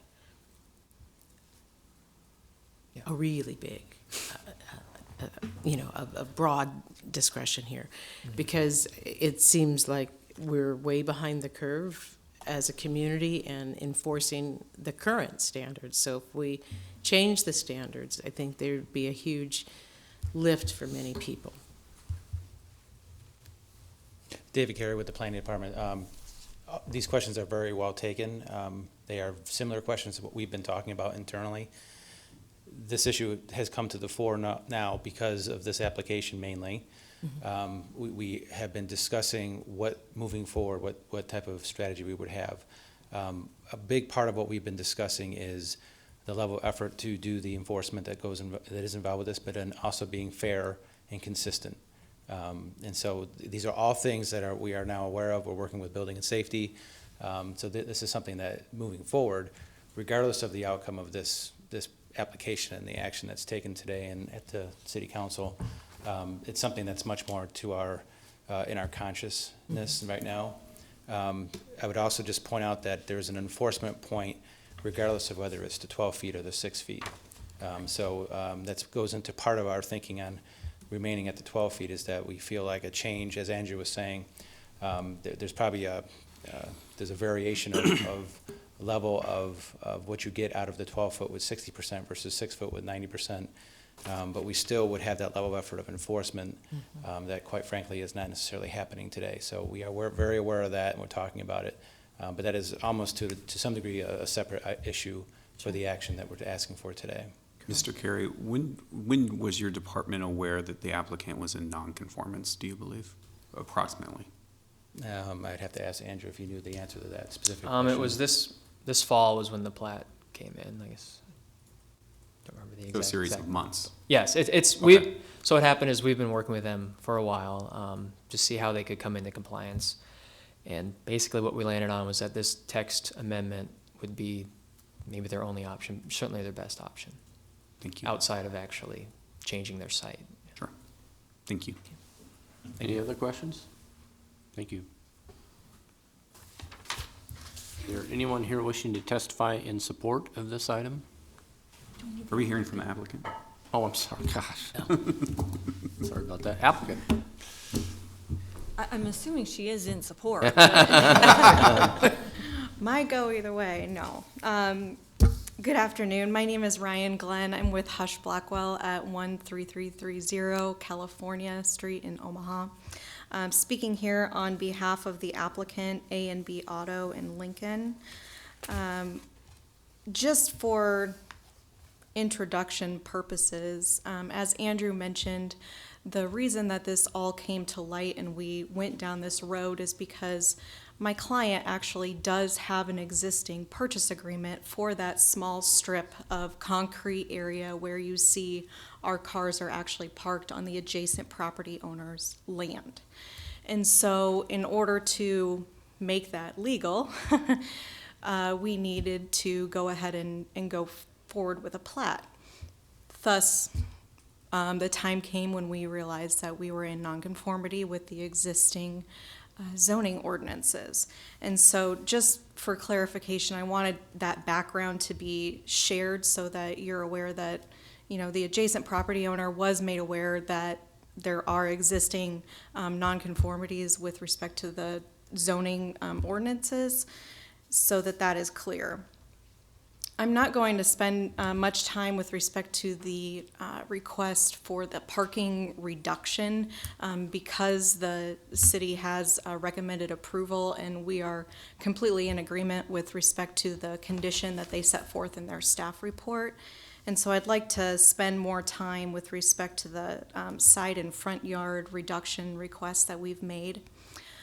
What I heard from Andrew's presentation was that this 2002 discussion with respect to the reduction in the front yard setback for H3 district was a long discussion. It involved a lot of people, and they settled on 12 foot after some discussion of 6 foot being made. Well, although I appreciate the time and effort that it took going into that, it's clear to me that that existing requirement is not being met and not being understood by the existing property owners in the H3 district. What we are actually proposing will actually further the comprehensive plan for Lincoln more aesthetically, and so that we can meet the aesthetic goals of that comprehensive plan to make the entrance ways into Lincoln more beautifying for the people that are going through the neighborhood. And the reason I'm saying that is because with the 6 foot reduction, we are no longer going to be grandfathered in with respect to not having to comply with that landscape screening in the design standards for Lincoln. Right now, we are grandfathered, and so although we are supposed to be 12-foot setback on the front yard, we do not have to have that landscape screening, which actually accomplishes the purpose identified in the comprehensive plan to beautify the entranceway to Lincoln. So with respect to that issue, we believe that the staff report and recommending denial with respect to the front yard is incorrect, and our plan would actually meet the goals of the comprehensive plan while still allowing our client, as well as other motor vehicle sale owners in the H3, H2 districts, to reevaluate their properties, and all of them would be able to be enforced, and it wouldn't be a decision to be made on behalf of city building officials to say, well, are they grandfathered or are they not? Everybody is required to maintain the same standards. With respect to the side yard reduction, again, I said that we have a current agreement with the adjacent property owner for the purchase of that property. Without that side yard reduction, the purchase of that strip just will not make economical sense. And so this side yard reduction, we again do not feel that it impacts negatively the comprehensive plan goals, as that is not the main focal point that passersby are seeing as you're driving along Cornhusker Highway. And so it makes the existing property owner's land more usable to further the economic incentives that are identified in the comprehensive plan. I don't know if my time is up. I heard the buzzer go. Okay, thank you. With respect to the concerns that were raised in the staff report with respect to the preservation of green space along the side yard issue, as you can see from the aerial that Andrew put in front of you, there is no green space on the property line currently. It's all concrete pavement, and so that would not be negatively impacted, but certainly if there was a recommendation by you as far as a screen of some sort that could be maintained between the adjacent property owner and my client's property. Of course, keeping in mind it would be applicable to H2 and H3 owners in general. We are certainly open to considering that. And I'd like to note that with our proposal for the reduction of the side yard, we are not requesting the exemption be removed for when it is abutting a residential district. And so if there is a residential district directly next to an H2 or H3 property, the side yard would remain as written. And so as it sits right now, where the majority of these H2 and H3 properties are located, Andrew can correct me if I'm wrong, but I don't believe that there would be a lot of impact with respect to adjacent residential districts, but that safety net would still remain.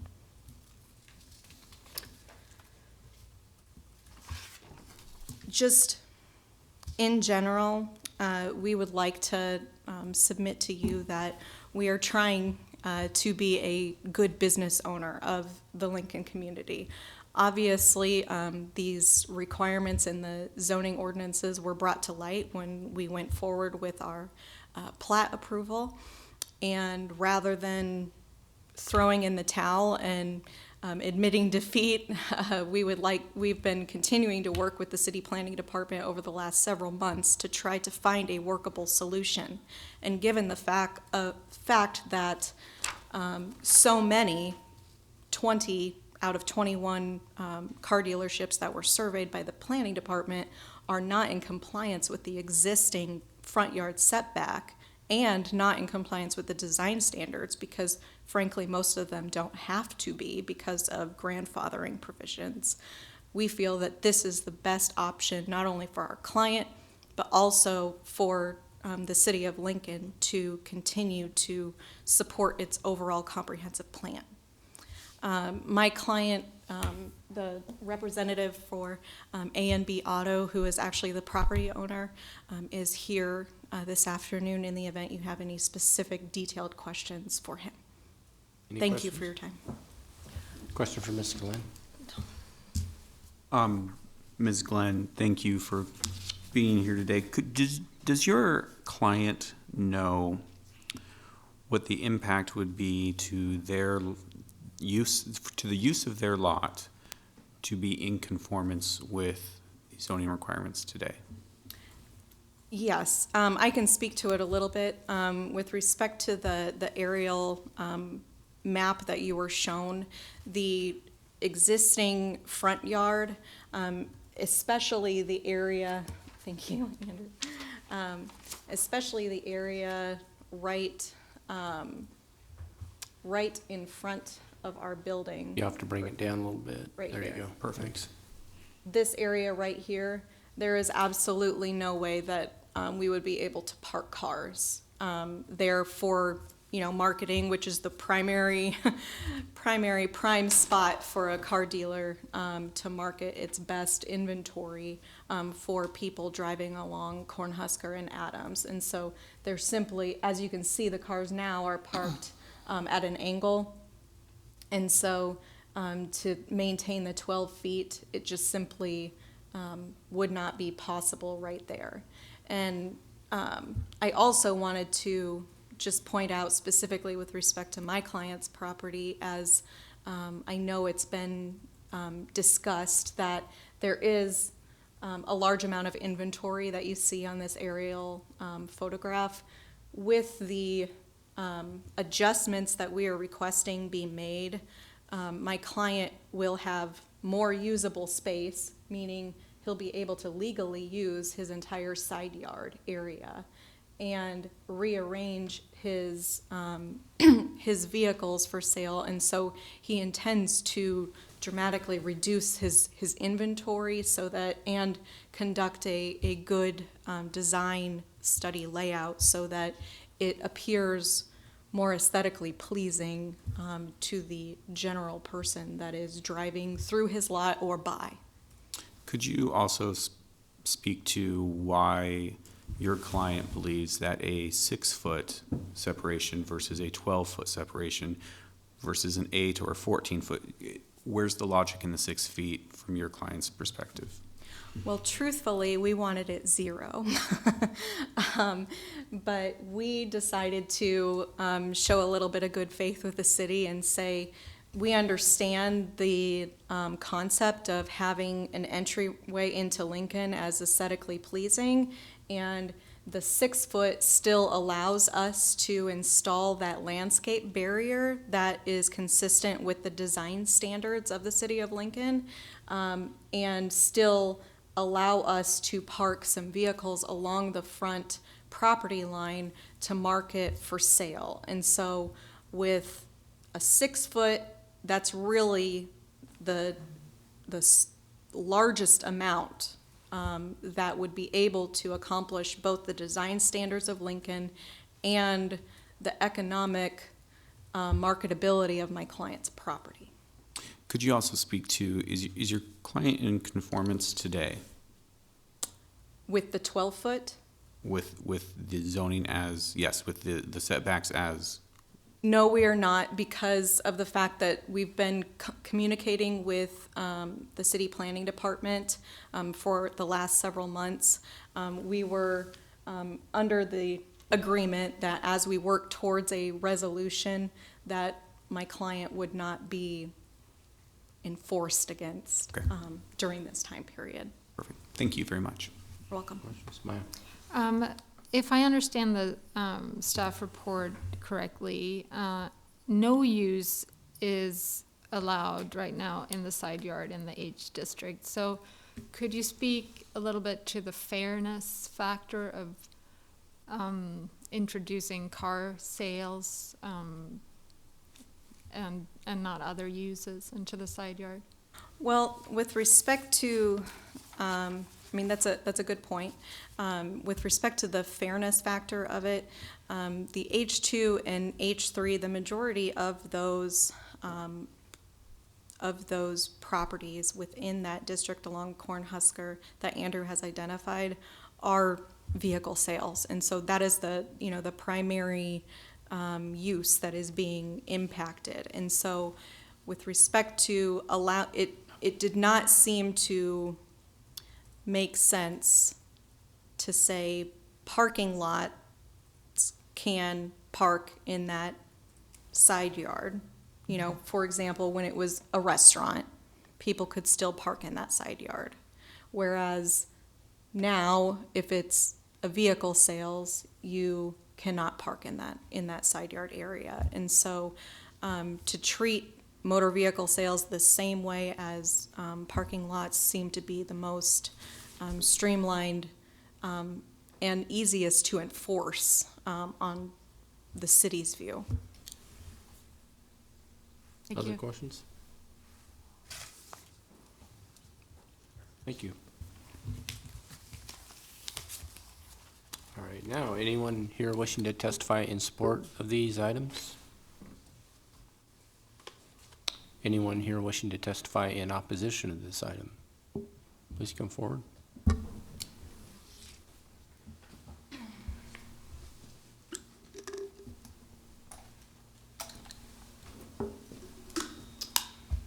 Good afternoon. My name's Terry Barber, 300 North 44th Street, number 205. And I'm here today speaking on behalf of the owner of the property to the, how do you turn this gizmo on? It's magic. Right now. Just a few minutes to warm it up. Someone asked a question about the neighbor to the west, and that's SL Corporation, and it's owned by Larry and Cheryl Snyder, and Cheryl is here with me today. Just to begin with, I guess to start where I will end, is that we're in general agreement with the recommendations being made by the planning department on this. Which is to say that as a matter of conscience almost, we can't support the application in this matter. There were various questions asked about history. Does anybody here remember when they made caskets in that building? No. Well, it opened as a restaurant in 1949. It changed hands twice after that before it closed about a year and a half to 2 years ago. And the applicant acquired the property a little over a year ago, as I recall. if we go back before that, A and B auto sales existed over in the area generally south of the intersection of 11th and Cornhusker, just kind of cattywampus from the Cornhusker Bank on the south side. And there were some challenges there, and I think there was a tendency for things to kind of get outside the borders, as you can see there with where the lot lines are. There's some use that goes beyond the borders. There was some difficulty with that at the old lot, and I think that prompted a move. I don't know. I'm not privy to all of the background on that, but I think that it's been something of a ongoing challenge. In any event, the applicant bought this property, and there's a number of different issues with this lot. This is the lot that the steakhouse is on is lot 114. There are two lots to the west before you get to 33rd Street. 115 and 79 is right on the corner. It's 150 feet square. I'm going to tell you the lot lines on this drawing are not right. For starters, if you go out there and take a look at this, you're going to see in the west parking lot to the restaurant, there's a light post. The lot line between 114 and 115 is about 4.5 feet east of that lamp post. There's a survey to that effect, but what we're talking about is about 60% of the concrete west of the building is what we're talking about having a sales agreement with A&B Auto Sales to give them some room. I think that at the time that the property was acquired by the applicant, they actually believed that they were getting over to the edge of the concrete. And that obviously, if you think you're getting that much more than what otherwise would be there, there's a little disappointment that goes along with that. The application, as you know, was precipitated by a subdivision request because we'd agreed to sell that excess concrete to help make this work. And that sale was dependent on that subdivision request, and there were a lot of conditions that came along with that. The city wanted some extra right-of-way dedicated on the Adams and Cornhusker side. Oh boy, am I going to go over 4 minutes and 5 minutes and whatever. I'm still on my first page. They wanted some dedication of right-of-way on the north side. They wanted some dedication over on the 33rd Street side. We're talking about sidewalks. We're talking about setbacks beyond the dedicated area. We're talking about street trees. It was just there were a lot of moving parts that just were a problem. Plus, the notation was made how many ways the car lot was in violation of the existing ordinances. So it wasn't feasible, and we end up with the applicant making this current request, and we feel that the request is not only extensive but ill-advised at this point with the amount of backgrounding that has gone into it. The point is, as we see it, the point really of the text amendments would be to increase the amount of vehicles that could be on that lot. And what I'm hopeful is that you all go out and take a look at what it is that you're voting on. And then that you do a couple of other things. You drive down to the intersection of 48th and Cornhusker, and you take a look at the auto sales lot that's there on the northeast corner. And compare the mental images. And the second thing that I would suggest is that when you're going by 33rd and Cornhusker, think of yourself as the new franchisee for Freddy's or Culver's or fill in the blank. And tell me if that looks like a good idea. And when I say a good idea, I mean lots 79 and 115. Now, I think it's been noted that we don't have compliance today. As we stand here, there was a question about how come. There was a question about why did nobody complain. I'm here to tell you I did. It didn't go anywhere. But again, this has only been, we're 14 months or 15 months into the applicant's ownership of the property. We're trying to get this, we've been trying to get this worked out, but we're not making any gains. Back in the day, when the restaurant was under its second owner, which was the Snyder's, in 87 and 88, we had some issues about putting an addition onto the steakhouse restaurant, and at that time, we decided to come up to snuff as far as parking lot for that restaurant. Before that, it hadn't been paved, so it was paved, and in order to get enough parking spots, it was necessary to buy the rest of the property over at 33rd Street. And so it was paved enough to put in a parking lot that met the design standards for that size of restaurant with the addition on it. And when we did that in 1987, 1988, the target was 74 spots plus 3 handicap spots, which is what fits on the paving according to the design standards. Now, at the time that was done, there was a tree in this area, and it was a big one, and there was some green space there. And under the third owner of the restaurant, before they closed, I believe they took that out, so there was a little more parking, not that they needed it in the condition that they were in, but it was taken out.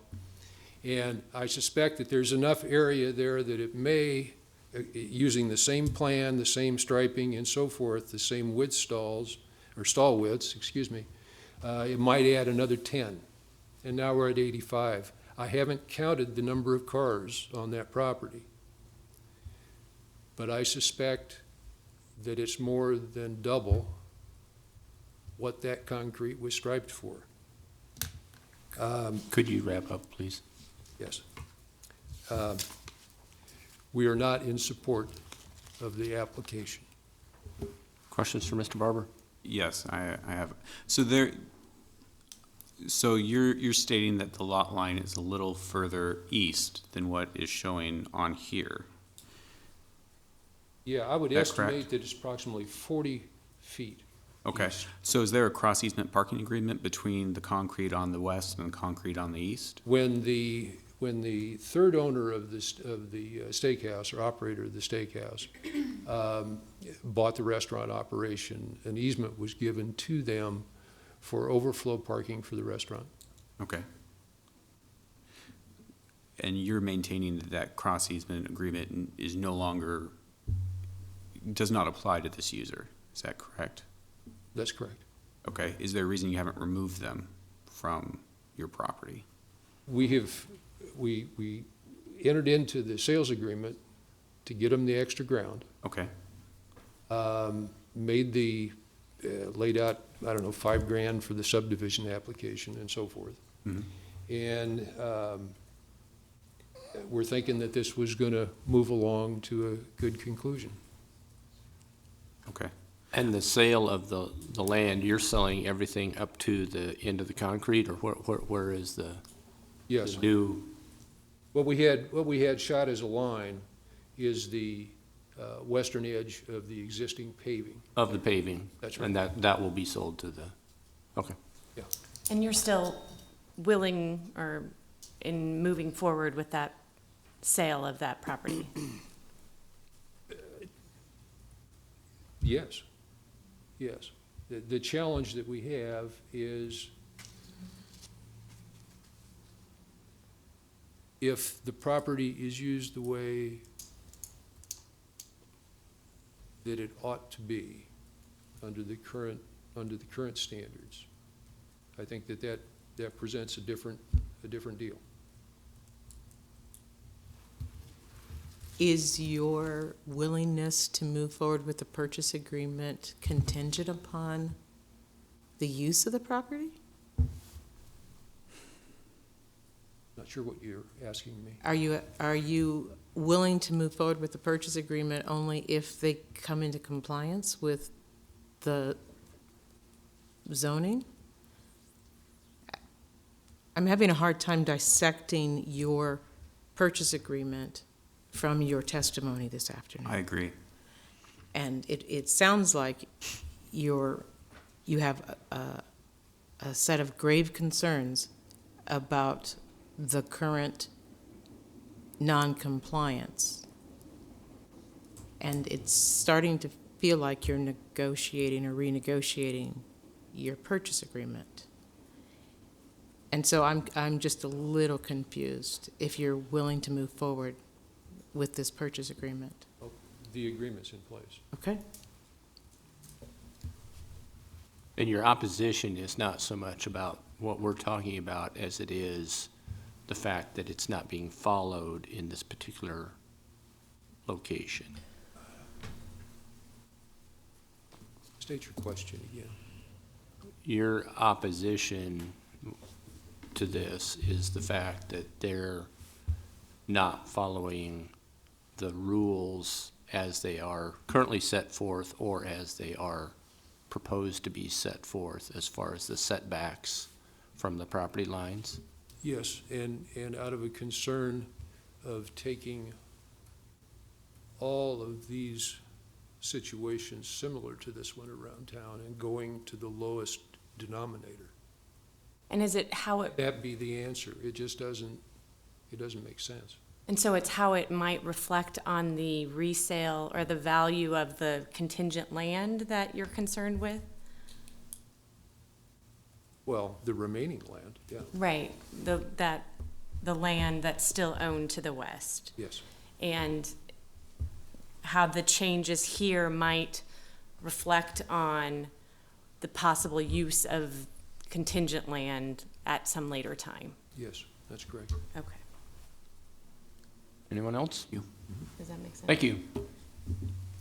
Is there anyone else here wishing to testify in opposition to this item? Questions for staff? Yes. Yes. Come on up.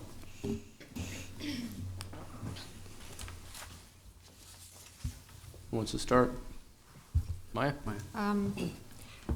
Andrew, I'm gonna read your words I'm gonna try to understand this. So, parking is currently allowed in the front yard in the H2 and H3 districts, subject to a 6-foot setback and 90% screening unless the parking lot predates the requirement. So, if the applicant's proposal passed, would those establishments still be grandfathered in as far as the screening goes, or would this impose upon all of the grandfathered in establishments as it now stands? A screening requirement. Yeah, so what I was saying with that is, imagine this site was still a restaurant and they used the parking lot. It was a parking lot for a restaurant. It would be grandfathered in because the parking lot, the parking lot was already built before the design standards for screening. Once the use changed to car sales display, it's not grandfathered in anymore. So this change, I don't know that there's any car sales that are currently legally conforming. Anyone that's currently legally conforming, there would be no change for them. So there's nobody that or right now has a grandfathered in. Okay, yeah. You know that now if we went ahead with that, suddenly they have to pay to provide screening when before they didn't because Okay. they were grandfathered in. Yeah, I get it. No, I don't think there would be because before the 12-foot setback, you had to be either have that special permit or you had to be out of the front yard completely. So there wasn't. I mean, I guess if you go far enough back, there may be, have been a time where a car dealer could have been at a 0-foot setback. If you go really far back, I don't know that that would affect anyone realistically, though. But as of 2002, Yeah. car dealers in H2 and H3 needed to be 12 feet off of the front yard. Correct. Okay. Yep. And your cursory review has found that very few Correct. are meeting that standard. Yeah. Okay. Rick Pavin, City Law Department. I think a lot of the problems stem from the fact that a lot of the uses along here were businesses with parking lots. But when you convert to automobile sales, that parking lot changes to a display area. It's not a parking lot. And so it has different criteria and different setbacks. And so just because it's a big paved piece of concrete, it lost its functionality as a parking lot per se. It became a display area, has its own standards. And that's part of our enforcement problem is over history, what was the use of the property at the time the standards were adopted? You know, was it a gas station that also sold some cars? Was it a business with a parking lot? Was it an automobile sales dealer that would be maybe non-conforming? So you really just have a hodgepodge of history to have to research throughout the whole Cornhusker Highway scenario to determine the legal status of all the current uses. And historically, we have a problem of people changing a use without getting a certificate of occupancy. So we don't know the change happened, when it actually happened. So you're looking at aerial photographs, you're just doing all kinds of investigations to sort this out. If we go forward with these type of standards, and if these are the problems that we have and want to face, we have looked at doing the educational program first to say, you know, these standards are in effect, you need to comply with them. Maybe there'd be a timeline to get brought up to speed, but then at that point in time, we would probably try to do more continuous enforcement, where you actually go out, you find it. You don't want the problems where you go out and the cars are parked in the front yard and they move them back, and then 2 weeks later they're back out there again. Well, parking lots, sometimes you got to put the curbing around. You know, you have to keep the car from extending over the property line, but we don't have those standards maybe for display areas. So it would take more enforcement. Obviously, a landscape screen along the front yard would definitely help. You're not going to drive, hopefully, into your landscape screen. But it's going to be an enforcement area. It would take diligence to get compliance over time and try to sort this out. But I think the staff recognizes those difficulties, and we don't want to pick on one particular auto sales dealer over everyone else. Question, just because we're talking about this right now. So yes, this is not a parking lot anymore. It is product display. So in theory, the ordinary things that we would want from a parking lot don't necessarily apply here. For instance, we could fit dozens of more cars. We don't need drive aisles. Is that correct? We don't need the things that we would ordinarily desire in a parking lot because this is now just product display. Yes, there are parking lot design standards that don't apply to it as a display So area. in theory, if the applicant wanted to, they could stack car upon car. The parking stalls are no longer relevant. Yeah. This is just a concrete pad for product display. Mm-hmm. Yes. Correct? Yeah. Okay. Other questions? One last question, Andrew, what other uses could hypothetically make it into the side yard if we open that up? Well, the proposal is just to allow car sales in the side yard. But so. who else might come forward and say, hey, that's not fair? How about this? Well, I mean, H2, H3, just looking along Cornhusker, you have restaurants, some kind of heavier commercial uses, contractor services, things like that. I guess in theory could want to go in the side yard to use more of their lot as well. I think probably the biggest question we would get is people who have parking lots and want to put them in the side yard, because right now you can't have parking in the side yard. So a business could want to expand their parking lot and put the parking in the side yard as well. Andrew, is there a safety requirement that the city considers when you, for example, want a buffer between a lot line and a parked vehicle for product display and a lot line and a car used for personal use that's actually in use? In terms of clearly marking that? In terms boundary, of or- why one doesn't have a setback and why one does have a setback? Is there a Well- safety issue there, or are we talking aesthetics? It's more of just the idea of uses aren't in the setbacks. Uses have to be outside the setback. So car sales is a use, a building, you know. And parking is considered auxiliary? Parking, yeah, is almost like accessory to Even though it's the main required? use. Correct, yeah. Okay. Maybe just to point out some clarity there, if I caught your question correctly, there is a standard for the setback for both of those situations. There's the 12-foot for the car sales, and there's a 6-foot for the parking lot use in the front yard. So we do have the expectation of some type of setback for both those situations. Sure, I apologize. Is there a reason for the difference between the 6 and the 12? That goes back to, as Andrew was saying, there was a process in 2002 that established the 12 for the car sales use in particular. And Did that address specifically a car that was parked at a business because a customer is using that car to park there versus a product display? Does that make sense? Yeah, so in H2 and H3, or H3, say the setback's 20 feet now. Any other use has to be outside that 20-foot front yard. In 2002, we reached a compromise with car dealers to move that up to 12 feet for car sales. And then as well in H3, parking is allowed in the front yard. And frankly, I'm not exactly sure why. There's a few districts where we allow parking in the side I'm yard. just trying to and get one to is the H, understanding yeah. as to why we're differentiating a car that's a product and a car that's simply parked. And we can have a good conversation about that, to be honest with you, because we have had that conversation. Sure. I think part of the answer to that is that you have a car that's on display that would remain there for quite a while. Sure. That is a difference between a more transient use of the space for parking for the use. Overnight, you obviously would still have the cars there in most situations for a used car or a car sales lot. And off hours, you would not necessarily have the cars there all the time for a restaurant.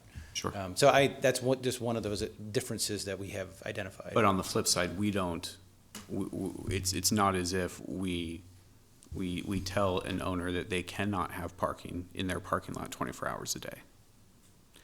I mean, for example, if we were a plumbing company and we parked all of our cars out near the adjacent arterial street for advertising purposes, there's nothing to stop someone from doing that. 24 hours a day. As long as they were within the established setback for that use, for that front yard. Okay, thank you. What are the new car dealers, I mean, like the Dutos and the Baxters and those types of places, are they following the 12-foot? Generally. So on North 27th, when I mentioned there was one that was following it, I think that was on North 27th. That was one of those dealers. Most of them are really close to meeting it, if they're not meeting it. Some of them maybe have the 12-foot, but they don't have the 60% screening. And the 60% screening is essentially a bush or something. Yeah, that's a minimal amount. It's 0 to 2 feet screening. And then some of them, there's the new ones coming in down south. Those are not in this H2 or H3 district. Right. So. But they will be following a similar, they'll have to have some type of setback. Yeah, they're all in, I'm not sure if it's a use permit or I think it may be a use permit. They're in a special development permit. Yeah, where I that think was actually worked out. they have a higher setback of 20, 25 feet. Are they in mostly H4? Mm-hmm. Yeah. Yeah. Yeah. So we have that chart in our staff report. Mm-hmm. Okay. Your feet. On this diagram, can you just spell out for me, if we were to move forward with staff recommendation, with regard to the side setback, where will those cars not be able to be now? Well, I guess, assuming this line is right, I know we have there's a question about where the assuming line actually is, but. Sale goes forward or what have you. So let's just imagine the line, so what was proposed is that the line would move here. Okay.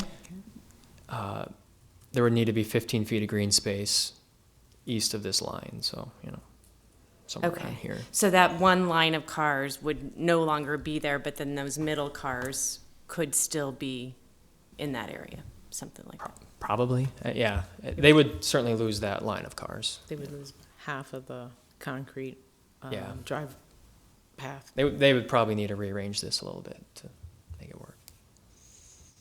Any other questions? I just wanted to make sure that I understood, as far as the grandfathering goes, adopting this change would not necessarily get rid of the grandfathering.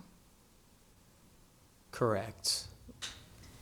But again, to clarify, the grandfathering is really pertaining to parking.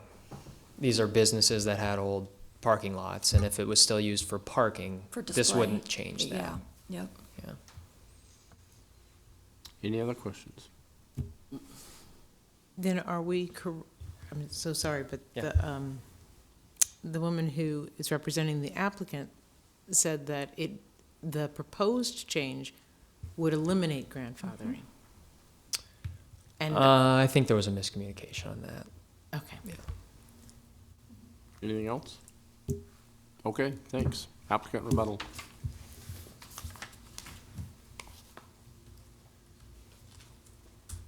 There is confusion, admittedly, with respect to this grandfathering issue, just because the proposed text in front of you specifically says that an associated outdoor area for storage of motorized vehicles for sale or resale is permitted in the front yard, provided the front 6 feet shall be screened in accordance with section 7.1 of the design standards for screening and landscaping. So just to backtrack a little bit, in the last several months when we have been discussing this with city planning, the original proposal that we had arrived at jointly would have allowed our client's property to be grandfathered in, so that even if we would have a 6-foot setback requirement, we would not be required to do the landscaping of the design standards. We went to the mayor's roundtable meeting and listened to comments from that, and what was received from that was that there was concern about the amount of businesses that would be grandfathered in, like my client. And so the proposal in front of you, and there is absolutely no exemption here that says, you know, like the current language, which was included in your staff report for the current language that says except if the parking lot predates the requirements. There's no language here. And so my direction to my client is, if this goes through and you recommend approval of the 6-foot setback, keeping in mind the 90-foot screening requirements of the design standards, he's going to be doing landscaping in his front yard. And he's going to be doing the setback of 6 feet. And so I think there is definite miscommunication as far as what the understanding is today, and if we need to clarify that by making, you know, an amendment to the request, we certainly can, but that was not the intention with respect to that. And with respect to the issue of the side yard, I just want to make a point. What Mr. Barber had pointed out to you was that this subdivision request was submitted in order for my client to purchase that concrete area right here. Well, that subdivision request was actually submitted to the city by Mr. Barber's client. And so, does it make sense to allow us to purchase that large piece of property while they are speaking against us actually using it? So we're paying money for a large piece of property but are completely unable to use that side yard. That does not make sense to me, and it does not make sense to my client. And so we certainly would like to use the side yard piece of property that we are proposing to purchase from our adjacent property owner. And again, I'd like to reiterate the fact that we do want to be good neighbors and good stewards of the community, and fully intend to look at our layout of our property. And although product sales, as you pointed out, Mr. Beckius, was we can kind of stack vehicles. We will do so in an aesthetic manner, as we will have more usable space to legally use it on our property. As the staff report noted, if our requests are approved, we will be in conformity with everything in the city of Lincoln. And I'd also like to thank you for pointing out that there is no safety concern here with respect to having parking lot vehicles parked in the front 6 feet, or setback 6 feet, as it is existing now, versus product sale vehicles that are displayed for sale. There's no safety concern, and so these two uses should be treated the same. It will be much easier for the city to assure compliance of it and explain it to the property owners of H2 and H3. And so we urge you to approve our application. Thank you. You okay if Andrew speaks and then you can rebut whatever he talks about? I'm just going to clarify the grandfathering again a little bit. So speaking specifically about cars for sale, any car dealer from 2002 through today, if they did the 12-foot setback with a 60% screening, and then we change this, any of those car dealers would be grandfathered in. If you go before 2002, in the H2 district, the setback was 25 feet, H3 was 30 feet.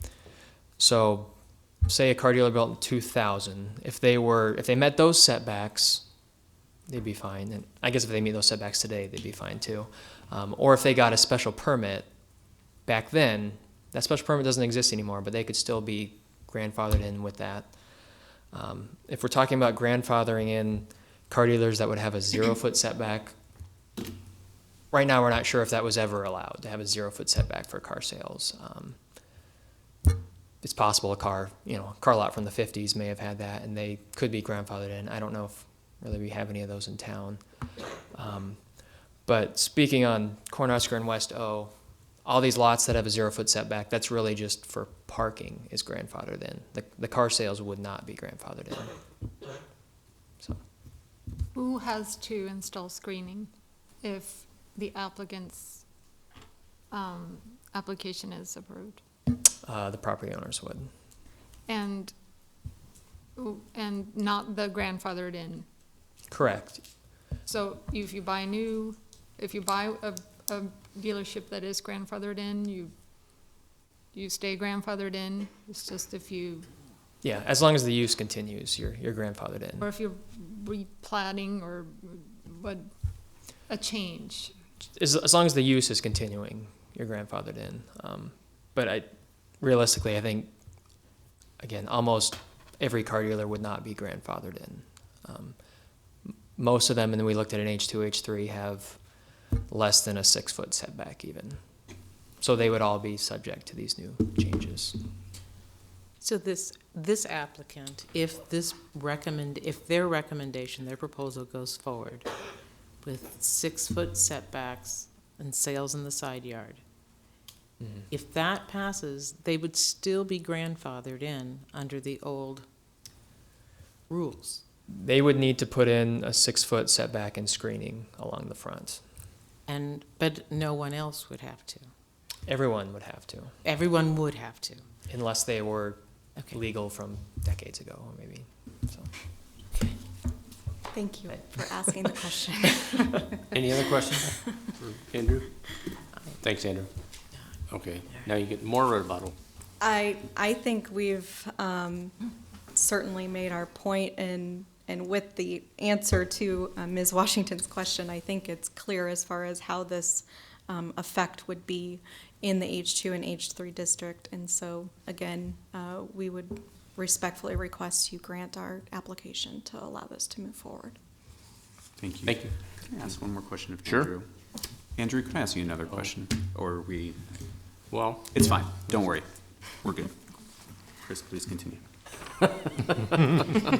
you can, we're just gonna have to have another rebuttal, but that's fine, so whatever you want. All right, anything else? Okay, I'd entertain a motion. Move approval as written by staff.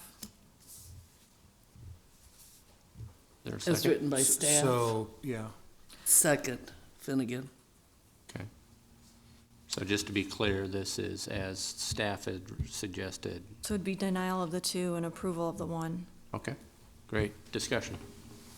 I've been kind of quiet through this, trying to separate some of my mayor office days, and I was there when Cornhusker, that mess had to be done. I was there. What concerns me is it's confusing enough now, and it's gonna, if we change it, it's gonna impact all of the car dealerships. And maybe there's some unintentional consequences there that we really haven't looked at. I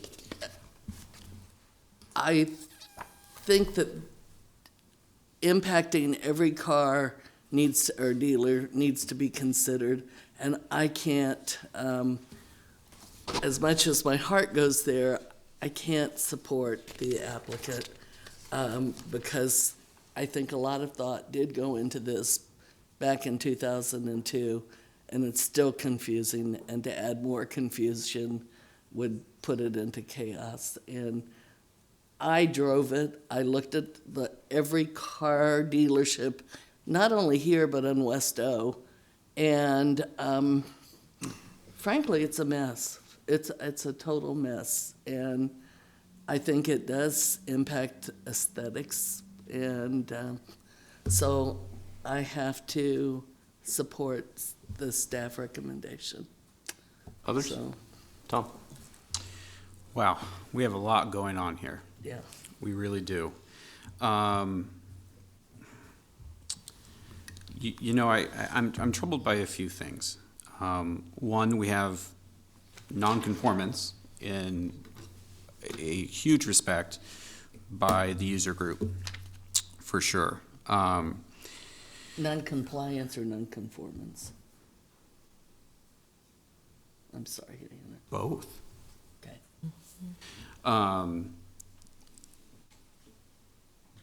I think that part of the problem that I have, I appreciate the historical context. The flip side that I think about in relation to this proposal is that we're talking about major thoroughfares. We're talking about major arterial streets that have literally tens of thousands of people that travel on them every day. If there was a community problem, I would have thought that someone would have mentioned it. I understand fully that what the setbacks are, but the community doesn't seem to care. If there was a setback problem, literally I would have thought, because I would imagine 30,000 people travel on Cornhusker Highway on a daily basis. If there was a problem, I would have thought we would have heard about it by now. I don't know that the community has a problem with currently what's going on. I understand that planning may have an issue with it, but I'm not sure the community standard says that this is incorrect or that the community standard says this is wrong. I'm thinking of one specific user on a hard corner on Cornhusker that has been, I would suppose, perhaps not meeting this requirement for decades, or at least 15 years.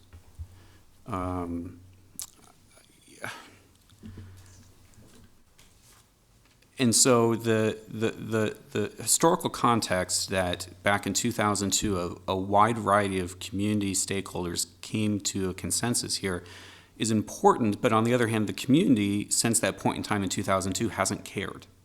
No one has cared So I'm a little confused as to why we now want to care. I am a believer that setbacks actually create friendly neighbors. So I'm not I'm not overly keen on the 0 side yard setback. But on the other hand, if we can institute a measure that actually beautifies Cornhusker Highway or West O or subjected areas, impacted areas, with a landscaping beautification measure, isn't that for the better if that's what we're talking about here? If the corridor beautification is what we're really concerned about, and we have a proposal before us that would actually require landscaping to be at a higher standard than it currently is today, even if cars move 70, what are we talking, 72 inches? I'm okay with that. I don't know that, I don't know that we're talking huge jumps here. I know I may be alone in that as well. But if there was any sort of motion to reduce the setback for the front yard to 6 feet, I, for one, would be in support of that. That's all. Others? I think it's obvious based on, I'm sorry. I think it's obvious based on our conversation this afternoon and the fair amount of confusion on this, why this issue continued to get pushed back and pushed back and pushed back. And I'm still feeling like it's come forward too soon. I feel like there are other things we need to know. I agree with Dean that I need to understand the impacts on existing dealers. I would love to see Cornhusker Highway provide Lincoln a more beautiful entrance. With that said, Tom raises a very good point. We're not getting dozens of complaints from people that businesses on Cornhusker are not meeting our standards. So I'm trying to figure out where the issue is we're trying to resolve today. I understand the applicant would like to purchase the adjoining property and have side yard sales. That's one issue. Because of the shape of this property, I think the side yard sales make sense, but when we're talking about a rectangular or a square property where the lot lines are perpendicular to the street, I don't believe side yard sales make sense. So I don't know what the solution is this afternoon. It almost feels like what we should do is allow for the front yard change and offer a special use permit on the side yard on this parcel because it's triangular shaped and it's slightly odder than other parcels. But I don't know that I'm ready to make that proposal because I would be doing so without having a staff report on the impacts of that. Tracy. Dennis, go ahead, Dennis. I just have one basic comment. It might fracture off into some other things here, but I believe I'm going to support the motion as made because I believe that a large aspect of what we've been discussing and hearing about is trying to make a single property work with a text amendment solution. And I think that's wrong. I think if we're talking about a text amendment to the Lincoln Municipal Code, we need to be thinking broader. And what Sandra hit at this has, and so Dean, there could be unintended consequences that we have not thought about. Thomas makes great points, fabulous points, but it is possible, I think, that there could be a whole lot of other community discussion if we brought this up in the context of a text amendment that is a much broader kind of process, decision-making time period for that to engage. So I'm not uncomfortable with some of the things that we've talked about in terms of change, but I don't think we're approaching it the right way with a text amendment for the rectification of a problem on one property. So that's why I'm going to support the motion the way it's been made. Anyone else? Yeah. Tracy? Oh, go. I think what I would like to see is for another group like that was convened back in 2002 to be done now. I think that people in the industry will be much more fluent in all those unintended consequences that we might not know about. And so that was going to be my suggestion. But Tom brings up some things. I'm going to tell you, parking is one of my pet peeves. Huge, huge, huge, huge. You have no idea how much I am restraining myself. I sound like that crazy lady. But anyway, just because people aren't complaining, I think people aren't complaining because they don't know the rules. And I know that doesn't make it right, but I have a feeling that if they knew, now that I know, you know what I'm going to be doing. It bothers me, and I know that Cornhusker Highway, I keep this in my mind, was originally a industrial thoroughfare, and that has changed a lot as time has passed in our city. And now, if we want to beautify this entry corridor, this needs to be looked at. And so, and one of my other huge things is that I am really hesitant to reward non-compliance. That's like your child acting out, and you're rewarding them for being bad. I have a problem with that. So I support the staff report, but I suggest that we maybe convene a group to look at this. Maya? I agree with pretty much everything you said, Tom. And I would, just on the face of this application, I'd be inclined to probably not approve the side yard, but I think it makes a lot of sense to streamline the parking and the display of cars or car sales setback, just because it just seems like it's ripe for confusion. But I am still going to support planning's recommendation because I'm concerned that I'm not seeing other dealers here today, and I wonder why that is. And it may not mean anything, but I would, having testimony from others about their experience and how they see this going forward, if there's a broad consensus for beautifying corridors, I could be swayed by that, but as it stands, I don't feel comfortable changing the rules for many because of one applicant. Anyone else? I agree with Maya. I would be okay with the 6 foot on the front, but I am concerned with how it, on the side yard, how it affects the neighbors to the side when there's 0 foot setback, so I would not be comfortable with that. So a lot of things that I'm not happy with, not comfortable with, but I'll support the motion the way it is. Great. I'm also going to support the motion as is.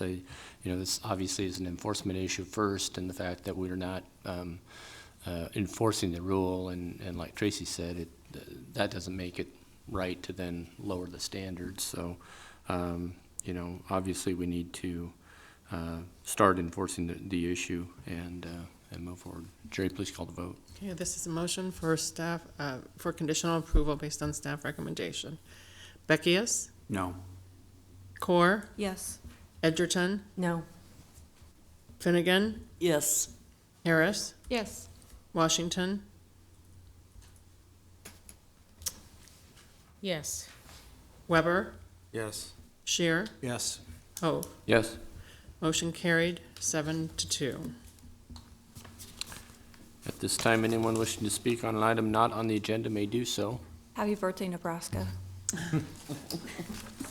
We're adjourned.